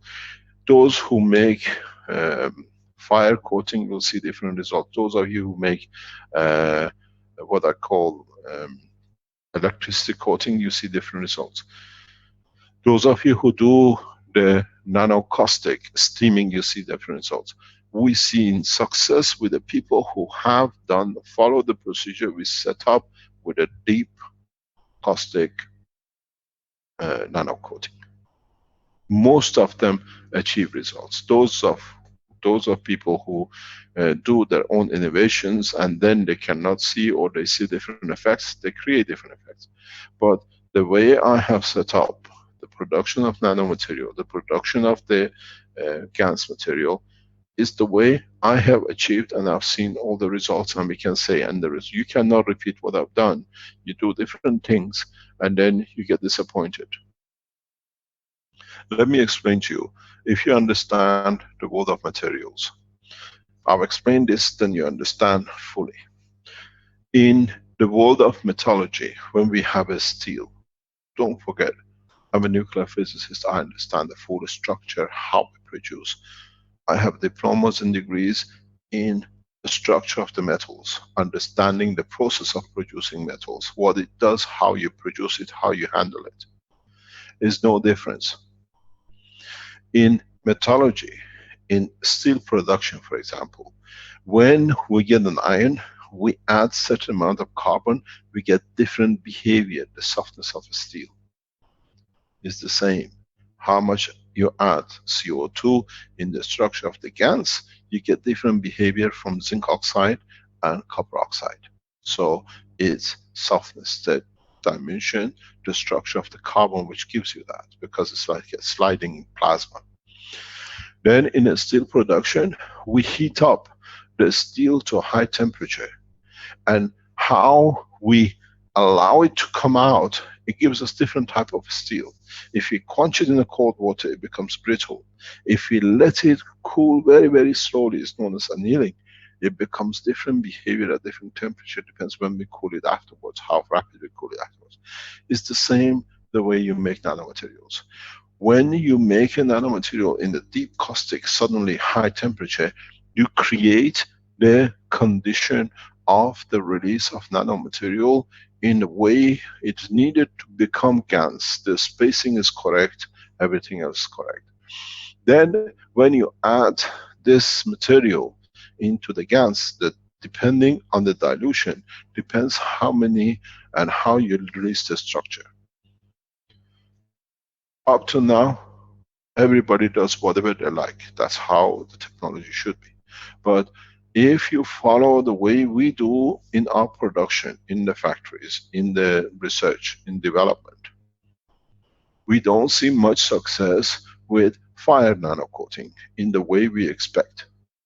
And that's why a lot of people get disappointed, because it creates different kind of nano layer. Compactness, very compact, very, very tight. And so the release of different strength grabs, magnetic gravitational plasma, is released in GANs. So that GANs is slightly different than the way it's done with caustic. With the NOH, more or less, we have fixed the temperature, we have fixed it. I want to share something with you that is important. Can I share a screen, please? This goes back to the original of teaching. If you remember, a few weeks ago, I explained this very, very clearly, and now we go just adding to the knowledge, because it's important we understand this process. If you remember, I showed the metal, a copper, let's say. What is happening here? We go back in. If you have a copper here. You have to reflect the tool, Keshe. I know I have a little button on this in this thingy which causes most of my problem. I'm gonna stop sharing and share again. I touched the button on the pen. Okay, we clear out. If we remember all our teaching, we did the copper wire. Then I explained into how by nano coating, by caustic, we created the nano spacing. And then we explained in our teaching how by putting it in the new, this was the condition of earth condition. This is atmospheric condition. Now we have created a sodium condition, which is all to do with NOH and NCl. So now in adding the what I call another environment of nanomaterial in condition of new environment, we created our GANs.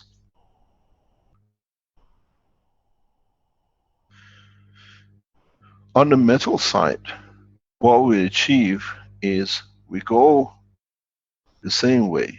We go in a way on a spacing in a different way in respect to atmosphere. We go from the solid into liquid, and if we allow it and heat it up and put more energy into it, we go into what we call gas state. But there is addition to the information to the knowledge, and let's look at it this way. If we allow this gas state, now that we have separated it into the liquid, into the gas, then what you actually see is repetition of what you had. You achieve your GANs, nanolayers. The fourth state of matter coming from the matter itself.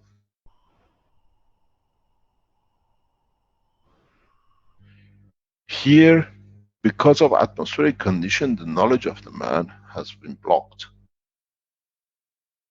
With the introduction of the new environment, which is Na, we can carry on with the same.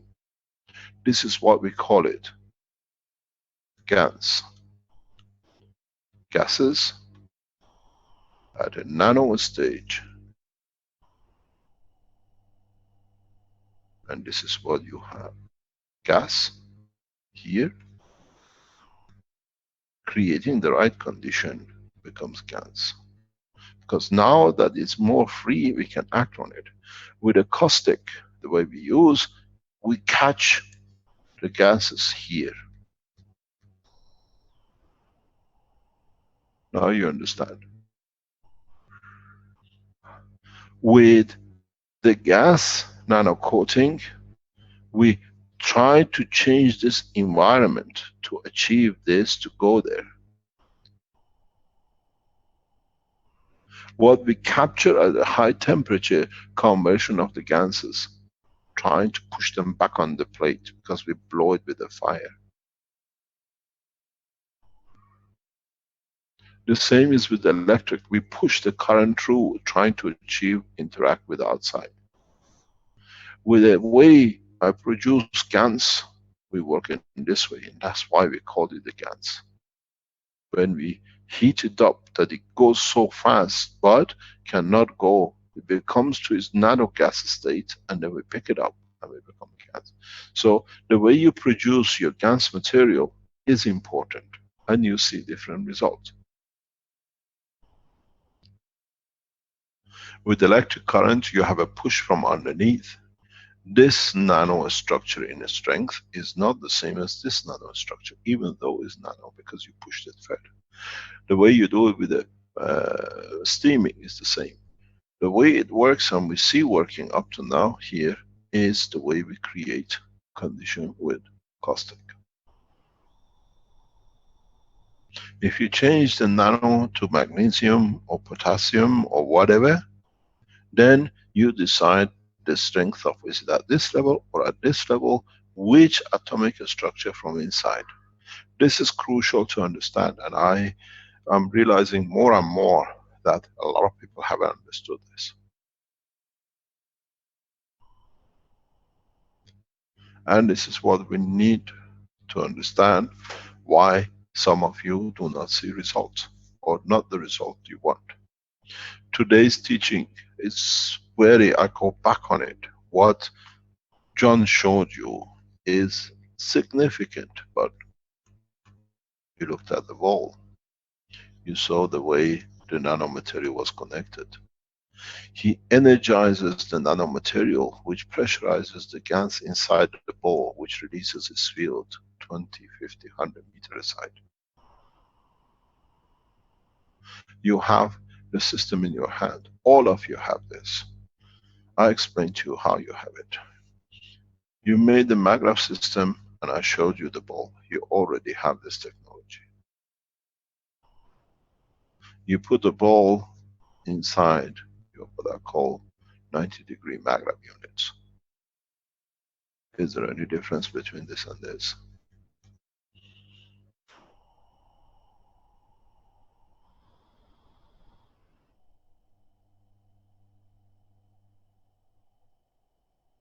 This is how you make powerful systems.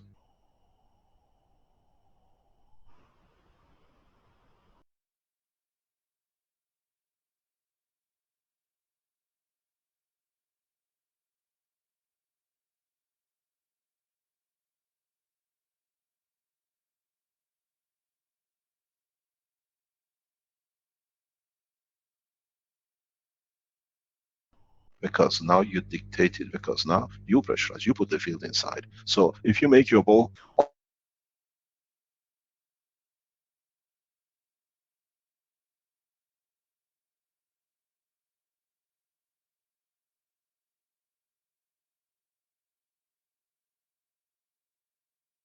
hello, can you hear me? Yes, we can hear you. Yeah, I dropped out for a few seconds. I'm back in again. You have to repeat the last minute or so of what you were saying. Oh, what did you hear? You had just a couple of seconds. Desktop now. The last we heard is there any difference between the ball on the motor, or they're inside the 90-degree? Yeah, I stopped because I saw the screen dropping off. So now you see you have, just 1 second, I have to stop this. What you have is, what you have to understand is how far you already had the knowledge, but don't make a connection.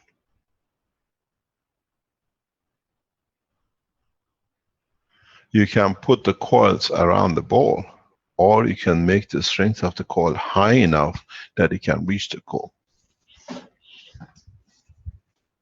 So everything is available. All the knowledge is there for you to achieve, to go to the next step. The reason you saw the expansion and the closing of the gates, what they call the doors, is the same. You close the loop, and then, because now you close the loop, the pressure goes on the center, and as you put pressure on it, it expands the field out.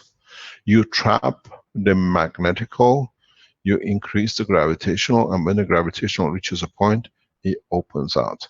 In a way, you have the plasma system, you pressurize it, in pressurizing, it breaks out itself. All of you who made the quartz and you made maglev systems, reload the balls in your maglev system at home. In a very heavy direction, you will see the fields. You will walk in the house and you see the lights. We saw this with the test Ali did in Canada, and everybody lost the track of it. They could see lights in different part of the room.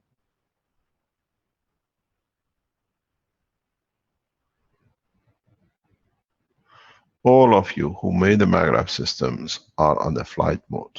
It's just that you don't know how to ignite it.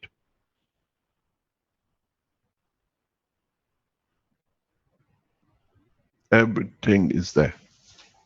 And how you can handle it, how you can trigger it, how we see this set, this 12 set to 18, 23 cores. If you choose the right approach, if you choose the right weight, the table will fly. There is nothing wrong with it, but you have to know how to load it. I explained to you, follow the way we set out, you will achieve it. It's not that it's the only way. This is the only way we see in the atmospheric condition of this planet can be done. Outside, you do different games.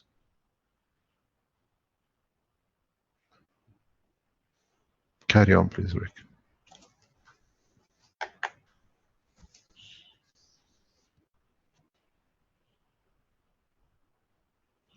Hello. Hello, Mr. Keshe. Yes, carry on. Don't forget, we have a time limit on our teachings. Huh? And Mr. Keshe, I have a question. Rick, can I ask a question? Can we carry on with this 1 second, please, Azar? The other people come in, please. Carry on with the pictures, please, Rick. Thank you. Oh, okay. Let me get that back up. See, I have that temporarily down here. I just have to get back.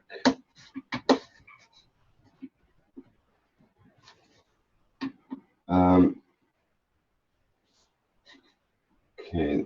Well, we did show all the pictures that were in that batch. There was 4 of them in that case.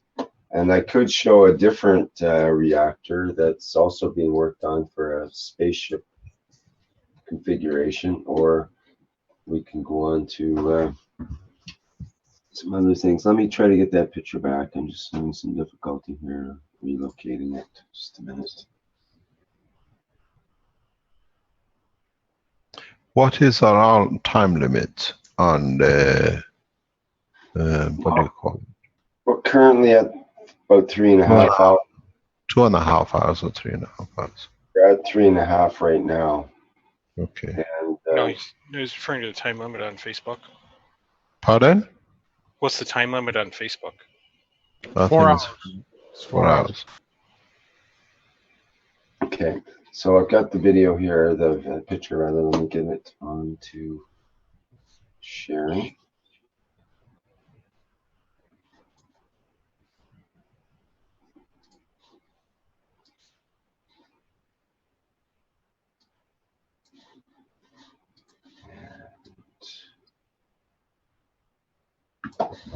Okay, so make it a bit larger as well. There we go. Okay, so we see the side view here, and then I was scrolling through, and we see the underneath view, and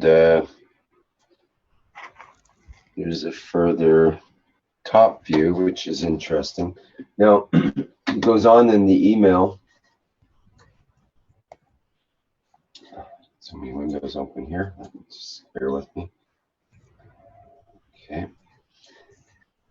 He had a series of questions, mostly which you've already answered, Mr. Keshe. So he was wondering about, do you have any suggestions on this particular setup, and what set of cores need separate speed controllers?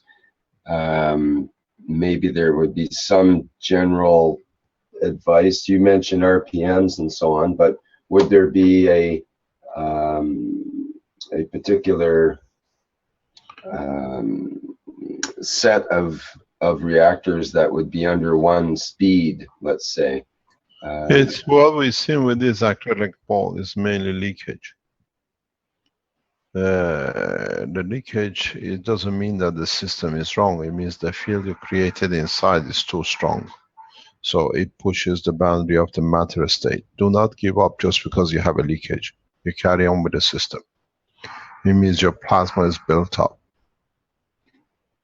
A lot of people, when they get the leakage, there's something wrong, or when they see the reactor stops, there is something wrong. No, just carry on the process. When you have a leakage in this level, try to see it the best you can. It's usually when the field builds up and the centrifuge field it pushes back out.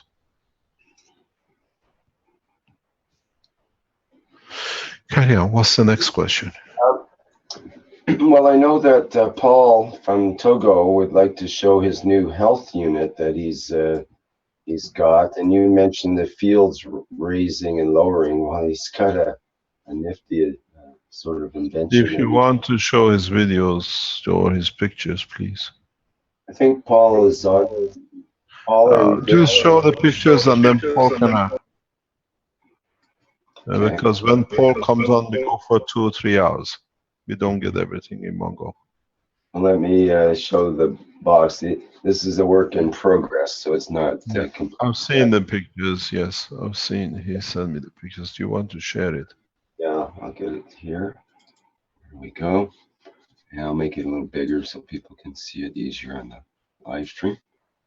Yeah. So this is the basic box, I guess, of this new health unit.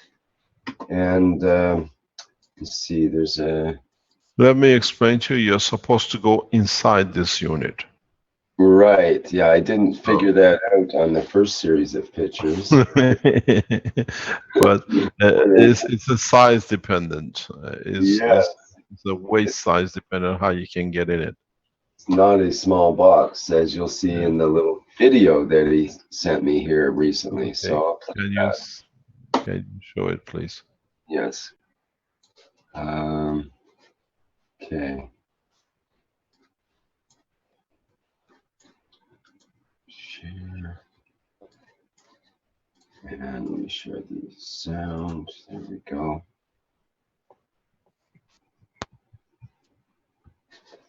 Okay, so you kind of get more of the idea of what this device is looking like here. Let me play this.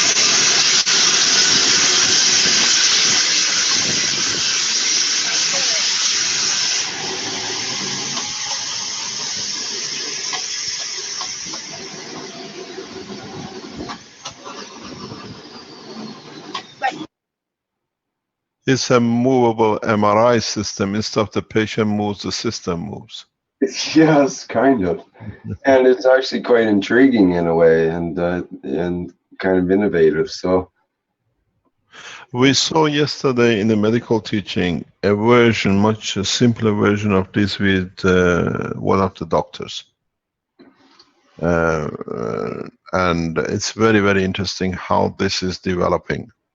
Much simpler way was shared by with the doctors yesterday, and it's tubing that actually is solid state. And then I said, how do you get the patients inside? Says the patient walks in the middle tube and then they bring it up, put them, position them, and it's very flexible, the sizes and the points. We might show that later on. Anything else? I presume he's going to put 6 dynamic cores around this to be able to change. yeah, I'm not sure. I'm not sure if he's able to say anything about that, but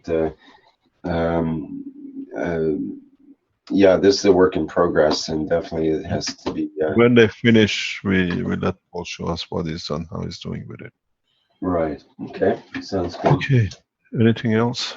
Well, there's always more things. I'm just trying to see if there's anything important that a question I might. What I would like to add to a knowledge in the short time we have, we can carry on, and if we can reload the Facebook, this is something which we have taught in the private teachings, and we usually bring private teachings and a handful of people or the number of doctors or other scientists understand to share. I would like to share the screen, please. This is for those of you who work. Can you allow me to share? Yeah, thank you very much. This is to add to the knowledge, and it's important. We shared it with the doctors yesterday, and I shared it with the others for past few years, but it is important to come to a full understanding. If you go back to book number 1 and book number 2, this has been explained. If you go into the patents, it's written in the patents, especially the medical application patent. If you go into the teaching of past few weeks, past few months and years, we spoke with about a CO2. I'm going to change the color that you can see easier. We spoke about a CO2. And the CO2, how CO2 affects the viruses. What we have seen is that in the clinical test, in every other things we do, we have the, let's say, Ebola or HIV as a virus. As we explained in other teaching, with these viruses, you have the amino acid and you have a backpack energy, which we call it the viruses. Depending on its strength, we have given them different names. But in fact, what is important is that this amino acid inside, which is your NOH, Mr. Cohen, is always the same. We saw how, because of the dynamic shape of the plasma in interaction with this material, we have managed to change its strength, and in a way we see the end, how it works and how it has interacted. We seen that's why the gases are very effective in respect to viruses. One of the points which has been a stumbling block and we had to look into to explain, and it's been explained in many of the teaching, is that what do we do with problems, microbes, germs, parasites, which are amino acid based?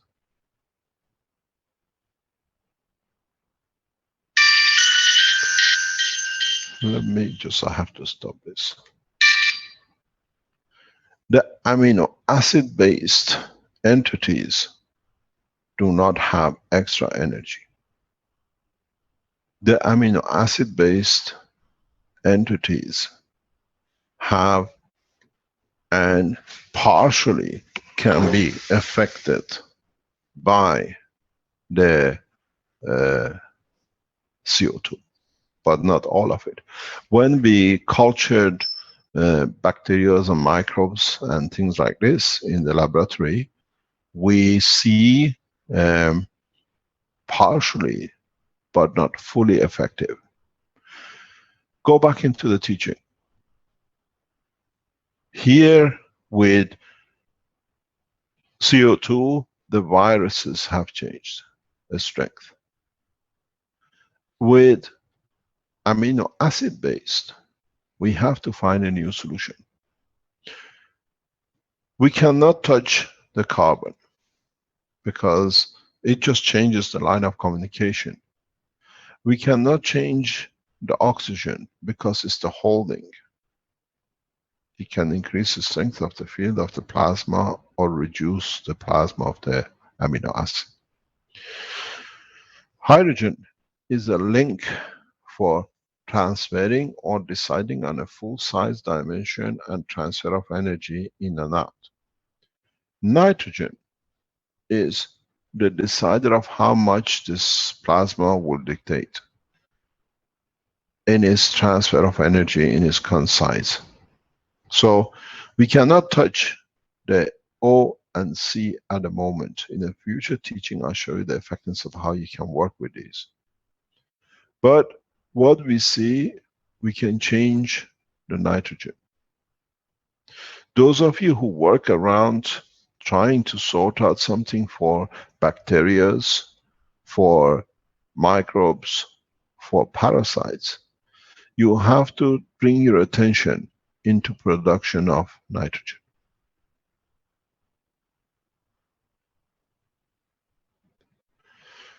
You can do two ways.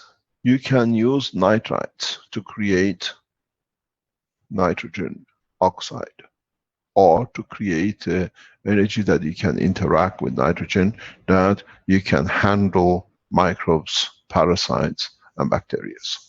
Because these are earthly dependent, so you have to dictate the condition of the earth, which dictates their size and the position.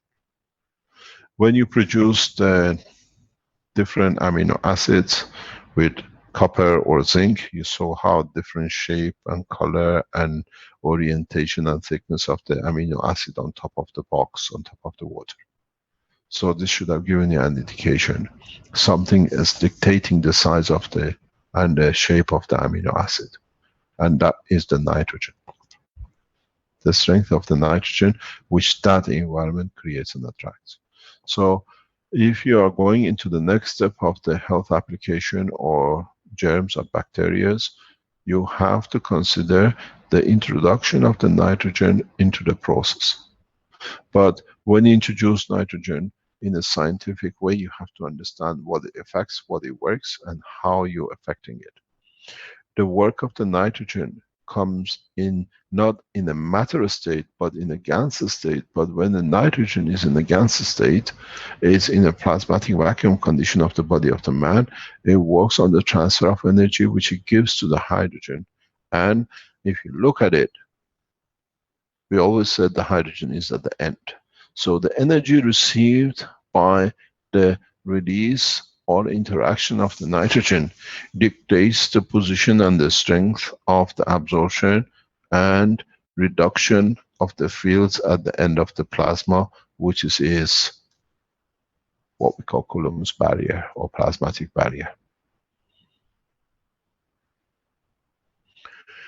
So what you need to take a step further is the change of nitrogen dictates the structure of the amino acid. So if you change the strength of this or affect the operation of this, you can handle anything which is amino acid based. So if you understand this, you can go in changing all the bacteria. People who had a problem with solving malaria should understand this. One of the best ways to handle, to create the material to handle nitrogen is get collaboration from another material which is connected to the behavior of nitrogen. One of these materials is silver nitride, because already has a position and condition, and nitrogen responds to silver nitride in its atomic decay structure. I have taught this yesterday in the medical application. We don't have much time. I try to condense it and we go on it next time. The reason for it and the operation of it, next teaching, I'll go into it in depth. But for the time being, till next week, I would like to explain to you how this works and how it's effective. Those of you who handle parasites, those of you who handle microbes and bacteria, you have to look into existence of nitrogen and the centralization of it. It's in the book 1.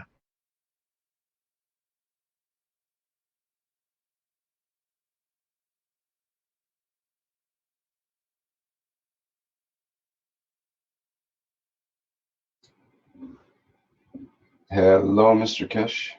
Hello. We lost his connection, but he's still on the list of panelists. Yeah, and it's still showing that. Whoops, the video went off. It was a dropout there.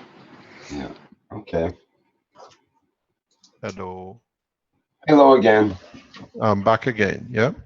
Yep. Okay. Yeah. Just I stopped when you fell out. When I fell out, I stopped. I could see it. So yep. what we see is that we need to add to the knowledge that all of us understand the work of the bacteria and microbes and parasites. This is why some of you have a success with parasites, with malaria, and some of you don't. Some of them have problem with the infection, some of you don't.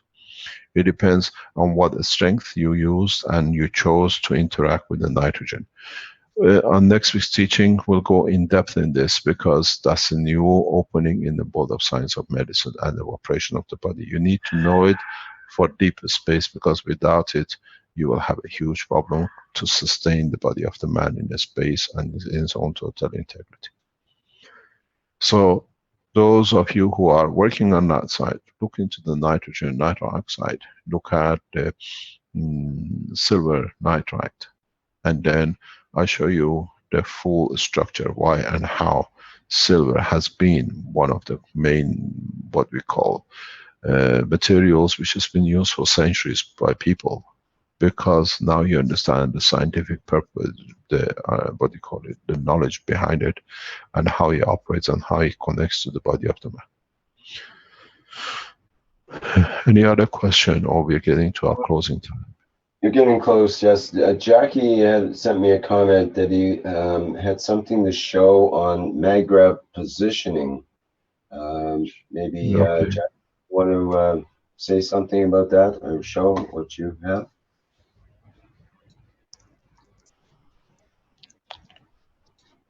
See if yes, if you want, if you have time, or next time. You got 5 minutes, Jackie.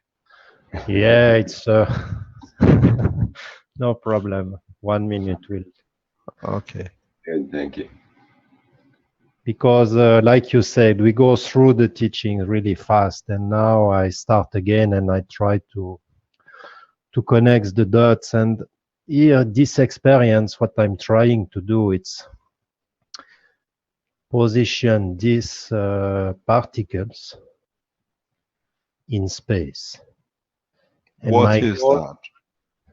It's it's a carbon structure, so it's like burn materials. And what I want, my wish was to not have at the top and not at the down, but I want this in the middle, like a spaceship floating in the sky. And by the maggrav positioning, by the interaction of the fields going down and pushing up, I just try to get in the right position. And now I can make it go down, or I can make it goes up. And what is really interesting, we don't really see very well, but here you can see it's something like this, the flow pushing but in that direction and going outside the container, positioning in that direction and the other direction.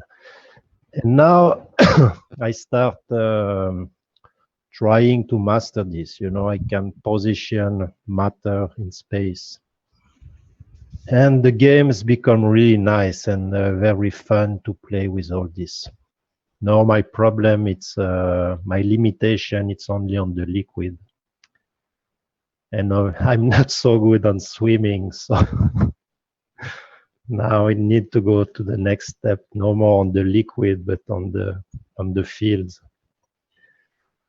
But it's really nice to see. It's a very good play and very beautiful things. And the last things I want to show, because I think it's related to, because it's part of the experimentation. It's yeah. I just want to, the new way of, I just go back to the basics. I redo my nano coating on the bottle and it changed everything, because now it's a totally new power of strength. But what I want to show you, it's this picture. Let me just take the right one. Here we go. It's different setup when we start playing with the matter and you create different conditions. Let me start from the beginning. Yeah. You see, with the interaction, we play with the GANs, you play with the nanomaterials, you structure in different ways. You put in liquid, then you remove the water, you let it evaporate, and then you have a lot of different structure and different creation. And when you play with different elements, different conditions, this is one kind. This is more like horizontal life, when you add a lot of magnesium, and you get structure like vegetables like this, trees, and then you can have a totally another structure, amino base. This is more the iron base animals, like the blood in the man. You have a totally different structure in the amino base, and then you can have another one. It's quite a mix between the two, So you get a totally new one structure with the diamond crystals coming inside, and then you have another one, more, another structure, another condition. Every time it's the same, it's the GANs, but then you start playing with the GANs, you start playing with the interaction of the different elements. You add iron, you add magnesium, you add calcium, you add different things, and you get different results. And so here you have the full, the different planets, different stars. Just the change, it's that you change the condition and the environment, the matter state is totally changing. And you can change from one state to another. And the result of all this experimentation was the first experimentation on the McGrath positioning. And we are quite advanced in that. I have no more time to experiment all this short time because we are moving so nice with the private teaching on the KFSSI, translating all the materials. But when you start getting the knowledge going again, all the teachings, your experimentation, you don't need to have so many times because you start understanding what you are doing. Thank you very much. Thank you very much, Jackie. Thanks for all your work in the background. Thank you so much. Thank you. Shall we call it a day? We are closing to the gap before we lose another channel. Is that okay with you, Rick? Rick? Has Rick dropped off? No, I just dropped my microphone chat thing there. Yes, that'd be fine. Let's show the, there's a public meeting for the testimonials that's coming up. I think that's what Stanley's trying to show. Why don't you talk about it, Stanley, and I'll just show it here as a screen share. Get it up.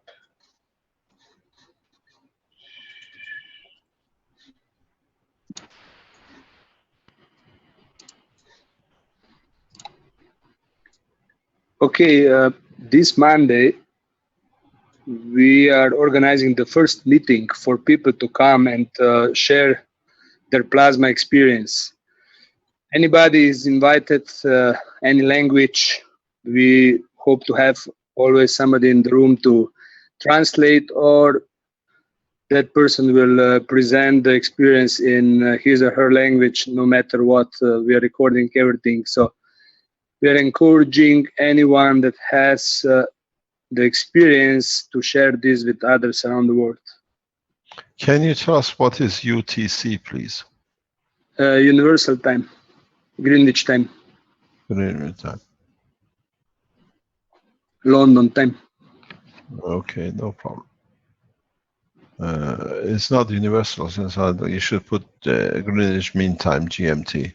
Universe has a different time. And London hasn't become the center of the universe yet. Even the British would like to think that way. I don't know why they changed GMT to Maybe we can talk about that universal time, and it's probably the topic of the whole workshop. Yeah, no problem.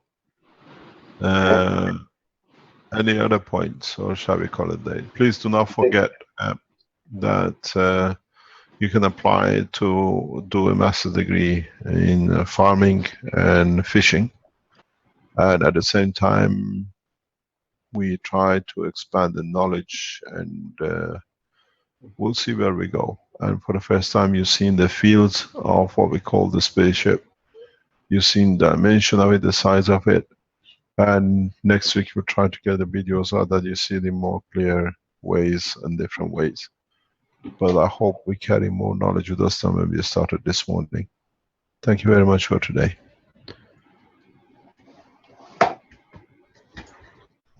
Okay, great. Thank you, Mr. Keshe. And well, in today's workshop, I was trying to find the last screen to put up there, but it's very. You want to keep broadcasting for Here YouTube. it is. Right. Thank you for that reminder. And there, I found the the little video that Clint spent so much time putting together, and that will be nice to share at the end here. And thank you everybody for attending the 149th Knowledge Seekers Workshop of the Keshe Foundation Spaceship Institute for Thursday, December 8th, 2016.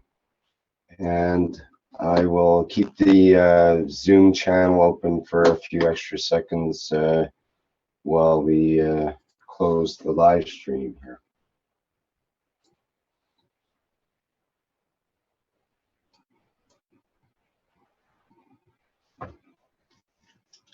Thank you very much, Mr. Keshe.